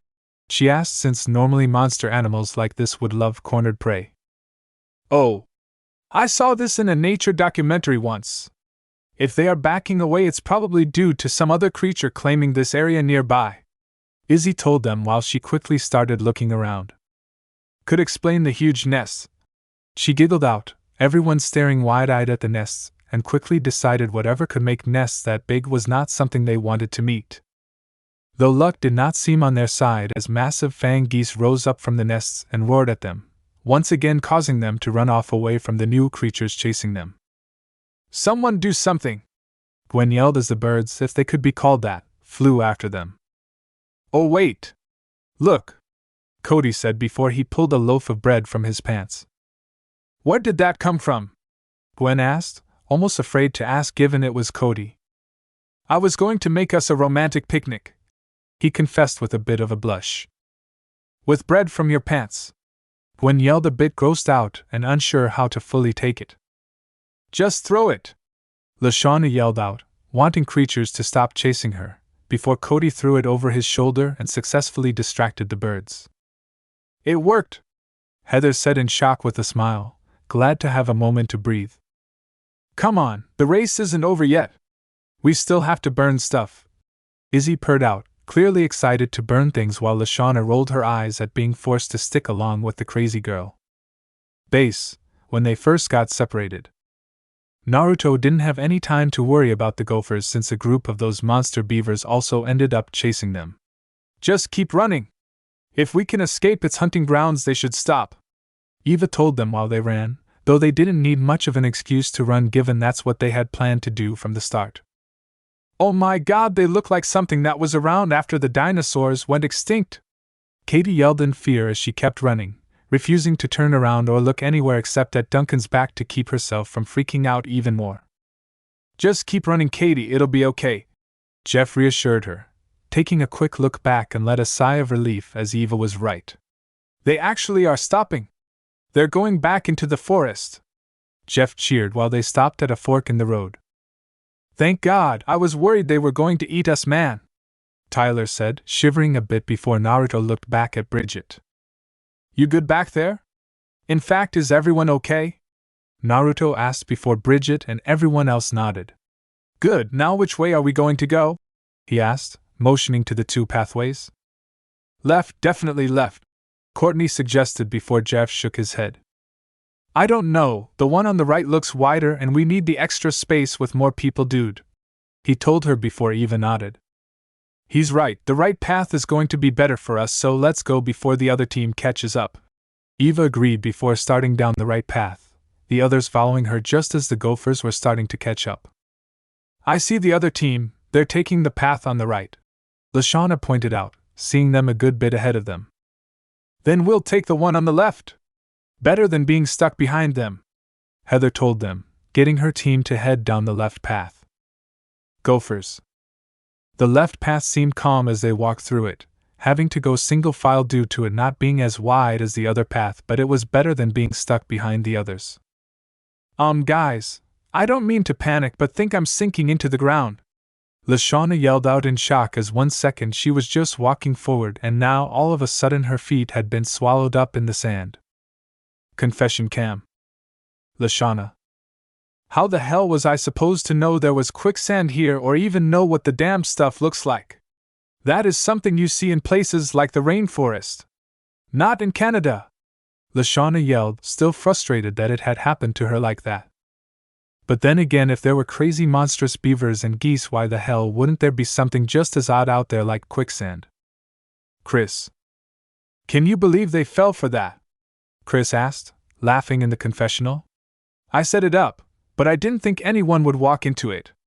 That's just great, he continued, laughing in between words and holding his stomach as if it hurt from laughing. Cam end. Oh wow! I so didn't see that coming. Izzy giggled out before she started to climb a tree, ripping off a vine and hopping down. Here, hold on to this. Like wrap it around your arm or something, she suggested while Leshwana sank, the girl doing as Izzy said, not having time to do anything but slightly freak out due to how she was now halfway swallowed up by the sand. Everyone help pull Leshwana out. Gwen rallied them, everyone putting down their canoes and grabbing onto the vine. Ready and pull! Izzy led it with them all pulling on her mark. It was tough to pull her out, the sand almost refusing to let her go, but with enough tugging and Leshwana holding onto the vine for dear life they were able to get her out. Woo! Wasn't that awesome? We saved you! Izzy cheered, though the look on Leshwana's face made her stop. Very touching, but we have a challenge to win and can't be held back, Heather told them with a glare, having Beth and Cody pick back up their canoe before she motioned for them to follow and walk around the pool of quicksand. Base. Everything seemed to be going good for them, the right path seeming to be peaceful with nothing odd in it. To Naruto it seemed that they'd reach the other side in no time. That was until Jeff fell over. "On my leg! I'm down! I'm down!" Jeff yelled as he raised his leg up in the air as if it was injured despite there being no clear sign as to how. "Oh, it's so unfair! Why'd this have to happen now? Why? Why?" he yelled, holding his leg in pain while everyone rushed to him except for Courtney, Eva, Duncan, and Naruto, who all just stared blankly at him. *1. "Okay, what is wrong? You break something?" Eva asked, walking over to him after she and Courtney set down their canoe. "The pain! I can't tell! It hurts too much!" Jeff cried out, groaning and writhing in pain while Naruto and Courtney frowned as they could see Eva struggling to stay calm, seemingly angered by Jeff's melodrama. "Were you bit by something?" she asked, only for Jeff to keep groaning and crying out in pain. "Oh, shut up!" Eva yelled suddenly, having more than enough of this before she slapped his leg with a fierce glare which got him to stop. "If you have energy to cry out and overact, then you're fine. Get up and keep moving!" she ordered out, with Jeff having gone pale and quiet as he nodded before she started to walk away, only to stop midway and look down at her hand. "Oh, and your pain was the smallest splinter I've ever seen!" Eva yelled back at him, having seemingly got it to stick into her when she slapped his leg, only for her to pluck it out like it was nothing. Jeff looked a bit embarrassed while everyone who was worried about him walked away and rolled their eyes. No one really chided him after Eva, given she had said what everyone else would have said, instead just letting him silently get back up and continue with the challenge. Confession Cam. Naruto. Sometimes some brashness works, and with Eva's ferocity it turned out to be exactly what we needed to get back on track. "If she hadn't done that I was going to, although with less yelling," he said with a chuckle, since he wasn't the yelling type, more the cold, icy anger kind. Eva. "I've been doing pretty good with my anger with the thanks of Courtney and Naruto, but that was too much," Eva admitted while pinching the bridge of his nose. "Acting like you were badly injured and in so much pain while whining, only for it to turn out to be a splinter, if you can call it that, is just ridiculous," she added, crossing her arms with a grumble showing she still found it annoying. Cam end. "Great, the gophers are already here," Courtney grumbled out once they arrived on the beach, wasting no time in dropping the canoes and everyone knowing they had to rush to get a fire started, something that the gophers were having trouble with. Though just like during the challenge where they had to stay a night in the woods, they had a secret weapon, prompting Duncan to step in. Heather stared in shock once she noticed the base fire, the time they had here ahead of them disappearing instantly while Courtney worked to make the fire grow. "How did they do that so quickly?" Heather asked before Duncan pulled out his lighter and lit it in front of her. "No rules against carrying lighters. Edge killer base," Chris announced from the helicopter he was hovering above them in, getting Heather to growl and glare their way. "Just ignore her. Focus on making the fire bigger," Courtney told her team, everyone nodding and splitting off to gather more and more firewood while the gophers did the same despite not having a fire going just yet. Beth silently gasped with a smile, dropping her firewood as she saw the cutest little tiki doll behind the bushes. "Aren't you just the cutest little thing? This has to be good luck, I just know it," Beth said excitedly, thinking she had found a mystic good luck charm on this spooky island with no knowledge of Boney Island's curse.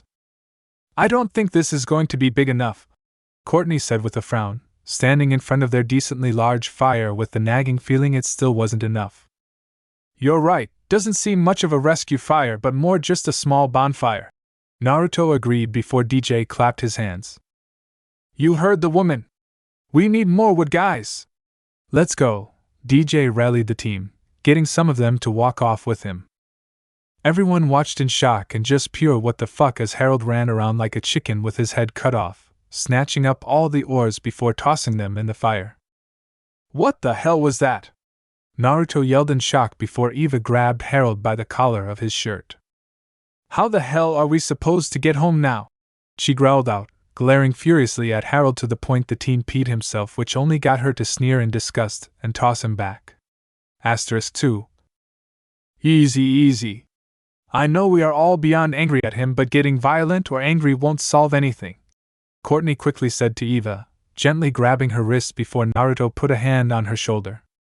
She's right, and I think I have a way for yous to still get back home, he told her before looking around and smiling once he noticed something. Guys, start collecting some vines for me, will you? Really long ones, and take the junior oarsman with you, he said, motioning to Harold with a nod of his head. *3. Come on, you junior vandal, you're going to be the one climbing trees, Duncan told the scrawny teen while Harold merely accepted it for his terrible blunder.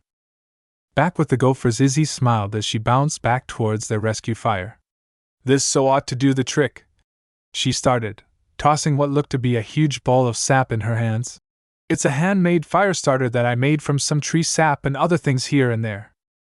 This is going to be big, she warned them, getting Every to take several steps back away from her and the fire. The second it landed in the fire, even the base on the other side of the beach had to shield their eyes from the brightness of the column of fire that burst up from the explosion. It went up so high that even Chris in his helicopter had to quickly fly back to avoid being caught in it. We have our fire-building winner! Point for the Gophers, Chris announced, absolutely loving the dramatics of the explosion and the intensity of it. Where did you learn to do that? Heather asked in shocked awe, looking over to a soot-covered Izzy who had been blown backwards from the force of the explosion, but otherwise seemed okay. Oh, you know, I spent a summer training with the reserves. Kind of got into some trouble there and blew up their kitchen by accident, which is why the RCMP is still all over my butt. I am so totally AWOL, Izzy excitedly told them, getting Heather to somewhat scooch away from her. Okay, we got the vines and totally saw that massive explosion.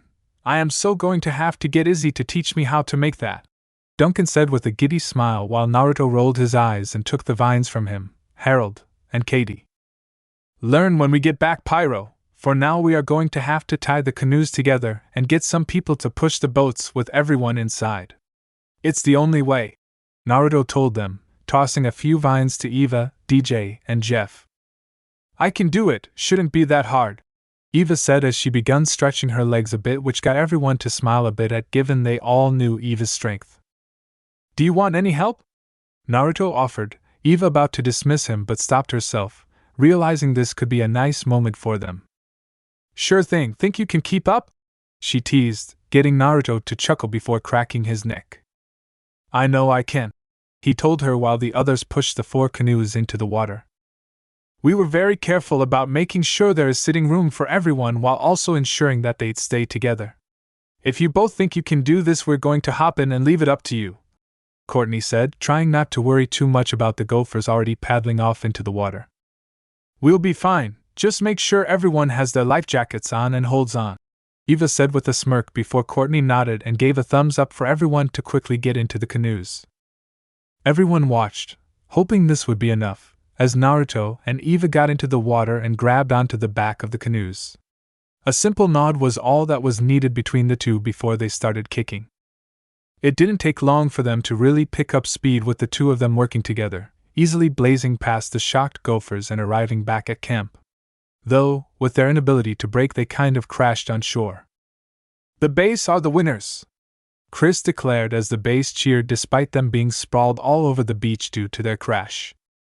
We had speed, braking wasn't something we planned on, Naruto joked, raising up a fist with a woo while his team laughed a bit before Courtney walked over to offer him a hand up. You and Eva seriously saved our bacons with pushing us like that. Otherwise we would have lost and someone would have gone home, she said, looking towards Harold, who had the decency to look embarrassed while pulling him up. Yeah, but in the end we survived, so no need to bring it up anymore, Naruto told her, getting her to nod before the Gophers arrived on shore. Heather was silent as she stomped off and back into camp. Everyone wondered what she was doing before a loud scream of frustration roared out, showing just how upset Heather really was. Bonfire ceremony. Naruto felt a bit odd as the base sat at the side to watch the Gophers' campfire ceremony, unsure why Chris asked them to, but overall he didn't mind too much since it would be instant reassurance about whether or not Gwen got voted off. Especially from what he heard from various Gophers, no one really had any clear person to vote off. And now the always anxiety-inducing marshmallow ceremony. Chris started out while spinning a plate of marshmallows on top of his finger. When I call your name, come and get a marshmallow, he told them as always before clearing his throat. One by one they watched as he called out named until Leshwana and Cody were the final two left. The final marshmallow. Whoever doesn't get this marshmallow will walk off the dock of shame and take a ride on the boat of losers. Who's it going to be? Chris sang out to rise the drama before the sound of helicopters started to grow louder and louder until it arrived right above them. Izzy! We know you are down there! You are under arrest! The pilot declared over the megaphone attached to the helicopter.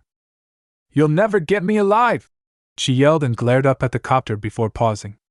But first, she quickly sang out before running towards the base members. With how Izzy was, no one had any idea what she was planning, everyone just staring in shock as Izzy suddenly plopped herself down on Naruto's lap, straddling it before grabbing him by the collar of his shirt and pulling him in for a kiss. Naruto was froze, barely registering it before she pulled away with a smirk and a wink. I'll give you something better when I find my way back. She purred out before she backflipped off his lap and pointed up at the helicopter. Now you really won't get me alive! She yelled again, throwing down something and creating a massive cloud of smoke that she used to slip away from the spotlight unnoticed. Well, that was something, Chris said after a bit of silence and the chopper flying away, showing just how affected even he had been from it all. Wait. So Izzy got voted off despite us wanting to keep her? How is that fair? Heather yelled, her being more affected by this than the whole helicopter and making out. Izzy had actually been useful this challenge by giving them the point for her crazy fire bomb. Really? Way to kill the drama, Chris said with a roll of his eyes. But this does raise a point I've been wanting to make due to your ungodly losing streak. Chris laughed out a bit, finding it to be hilarious although a bit crappy for the show. Gophers have 6 now while base have 10, so as of right now I am evening the numbers by moving 2 base at random over to Gophers, he said, dropping a bomb on them while the base yelled trying to stop him as he closed his eyes and started to move his arm from side to side. Katie and Tyler! Congrats, you are now screaming Gophers, he revealed before plopping the last marshmallow into his own mouth. The ceremony is adjourned, night everybody, he added with a laugh before walking away. Naruto? You alive? Duncan asked, snapping his fingers in front of his friend's face to snap him out of it, the blonde shaking his head and rubbing it a bit as if he just got hit. Did that really happen? Naruto asked while his face heated up, remembering Izzy's soft yet passionate kiss and the fact she slipped in her tongue a bit. Yeah, it definitely did, Eva growled out before Naruto swearing he heard her quietly mutter about ringing, orange-haired, and stealing as the girl stomped off. So, how was it? Izzy's pretty wild, so I'm guessing it was intense? Jeff asked with a smirk before a glare from Bridget, and Courtney made him quickly step back. Never mind, he said, quickly trying to placate them a bit before DJ quickly guided him away from the ladies. I'm going to go, I don't know, Naruto said clearly in a confused daze which the others understood as that literally came out of nowhere. On the Gophers' side, Lindsay had to stir Gwen out of her own frozen shock, getting the goth girl to look around as if to try and remember where she was. Gwen! Naruto walked off. You need to go after him, Lindsay whispered in her ear, since even if Heather was gone she knew she still had to keep it a secret from everyone else. All right. Which way did he go? Gwen asked, thankful that Lindsay was actually there to help her out like this. That way. He just left. Lindsay directed her before Gwen speed walked in that direction. Lindsay frowned a bit, worrying if they'd be okay before a hand patted her on the shoulder. They'll be fine, it's not like he kissed Izzy back. If anything, this'll help him realize other girls like him and get her to come to terms with it as well, Duncan told her, getting Lindsay to get nervous. I so don't know what you are talking about, Lindsay said in an attempt to cover for them before Duncan chuckled. Relax, I know about them. Found them making out during the Phobia challenge right after she was dug up. He wanted to keep me knowing a secret so Gwen wouldn't feel like they were already failing at keeping it a secret, he explained, which got the girl to visibly relax. Oh, you so had me worried, she said with a bit of a relieved giggle. But yeah, hopefully everything is okay with them, Lindsay muttered before Duncan shrugged his shoulders. Have to wait until they come back to the cabins. he said, since there was really nothing they could do other than wait. Naruto! Wait up! Gwen yelled out to him, getting Naruto to stop and turn to her with widened eyes.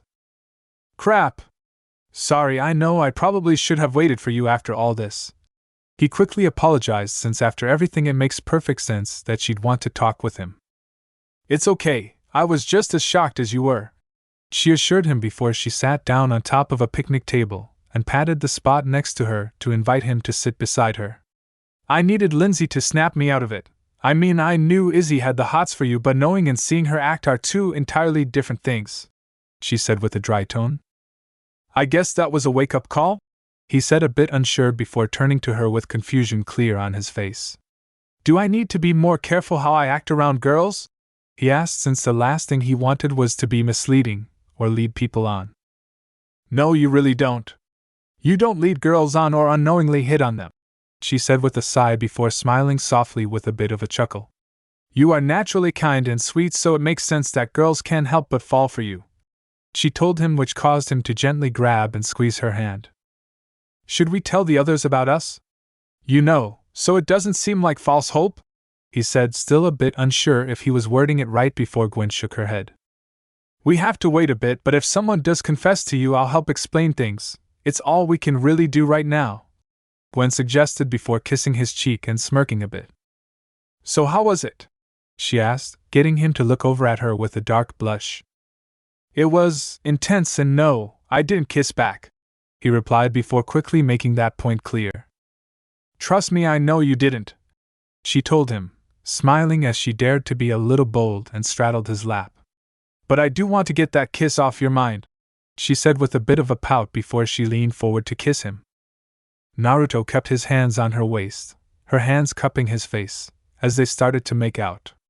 They really hadn't had time to make out much, given they basically just got together yesterday, but if their future makeout sessions were anywhere like this, then they both could agree they'd try for more. Gwen found it a bit intoxicating, his kisses and tongue making her a bit giddy while she did her best to fight back against him. She didn't have much experience with making out, having only done it like once or twice before their first makeout, but she didn't feel she had to worry about it too much. Oh, okay, I think that is enough for now, Naruto said, panting a bit as he rubbed her sides. Why is that? Gwen asked before darkly blushing as she felt something poking her in the butt, unable to stop herself from giggling a bit. Oh, well, I'm glad I can get a reaction, I guess. She smiled at him a bit, giving him a soft kiss before she got up. Sorry, he apologized while she fixed her skirt, getting another giggle from her. Don't be, it's natural and makes me proud, she told him with a wink. I'm going to head back to my cabin, we should do this again sometime, she added before he nodded. Definitely, I guess I'll see you tomorrow, he said, sitting down as she nodded and walked off with a fluttering of her fingers as a wave and a clear bit of a sway to her hips. He could only chuckle a bit as he lay back on the picnic table, smiling as despite the mess things turned out really good in the end. Gwen was all smiles as she headed back to her cabin, noticing Lindsay waiting for her outside. So how did it go? Lindsay asked her, clearly worried if things were okay. It went really well, Gwen said with a bit of a dreamy tone to her voice before she sat down beside Lindsay on the front steps. Oh yay! I'm so glad! Lindsay cheered quietly, knowing to be quiet thankfully. Yeah, we just talked about how we'll have to deal with the others and turn them down if and when they confess to him in time. It'll be hard given how many of them there are, Gwen said, her tone quickly turning a bit dry as she flatly looked at Lindsay, since she also obviously had a thing for him. But why would he turn them down? Lindsay asked, tilting her head to the side a bit, which only got a sigh from Gwen. You can't be serious, boyfriend and girlfriends are one-on-one type thing, you have to know that much, Gwen told her with a tired look. But Naruto is so sweet and kind, why not share love? He so seems like the kind of guy to be sweet and loving to everyone the same, Lindsay said, frowning as she looked over at Gwen. He is nice to everyone, he helps everyone and looks out for them. I'm certain he'd have enough love for everyone, she continued before Gwen stood up. Stop it, Lindsay, this is beyond ridiculous. Honestly, Gwen said, starting to walk off before Lindsay stood up. He's the only guy who doesn't leer at me, Lindsay yelled, getting Gwen to stop and look back at her, frowning as she saw what looked like the beginnings of tears in her eyes. So many guys, when they talk to me, look only at these, she continued while motioning to her breasts. Naruto doesn't. Even today he went out of his way to not look and always looks me in the eyes. And he doesn't treat me like I'm dumb. I mean, I know I'm not super smart, and I struggle with names at times, but he doesn't seem to mind and just corrects me at the end with a smile. He is nice and sweet and really unlike any guy I've ever met. I just wanted to maybe find a chance. Lindsay told her before quickly walking past her, slamming the cabin door closed behind her with muffled crying being heard soon after. Gwen winced at Lindsay's crying, groaning as this so wasn't how things were supposed to be. It wasn't like she didn't know Naruto had affected people around him. Hell, she and everyone knew how he helped dial down Eva's anger and Courtney's control freak aspects. The one thing she didn't know, and had just learned, was that he also had deeper effects in several ways. I guess Eva must feel the same way given he treats her like a girl and all. God, I must be insane to even think twice about this, Gwen thought as she buried her face in her hands and let out a loud groan into her hands. Gwen? What was that all about? Courtney asked, poking her head out of the base cabin next door. How much did you hear? Gwen grumbled and silently hoped she didn't hear much for the sake of everything. She so did not want to explain everything or have anyone else find out about them. I don't know, I just heard yelling as it was muffled through the wall and door. Is everything okay? She worried before Gwen shook her head. Just a bit of a teammate disagreement that I have to think about, as much as I don't want to, Gwen told her with a tired look that made it clear she didn't want to go into it. Well, I hope it gets resolved. I've never heard Lindsay be anything other than happy, Courtney said, getting Gwen to nod and sigh. Yeah, I know, she agreed before Courtney left her alone again. Yup, I'm definitely insane, she thought, cementing this wasn't something she could brush off as quickly as she first thought. Chapter end. Tired of watching censored fanfics? Would you like to watch some very naughty, filled with the lemons fanfics without any censorship? I'm happy to announce that I opened Patreon page for you guys, where you could watch Naruto/Deku, 18+ stories without any censoring. Not only that, you can also see the NSFW images of characters of the fics on my Patreon, which I make by myself. So buy your preferred tier and join our community now. Link is in the description.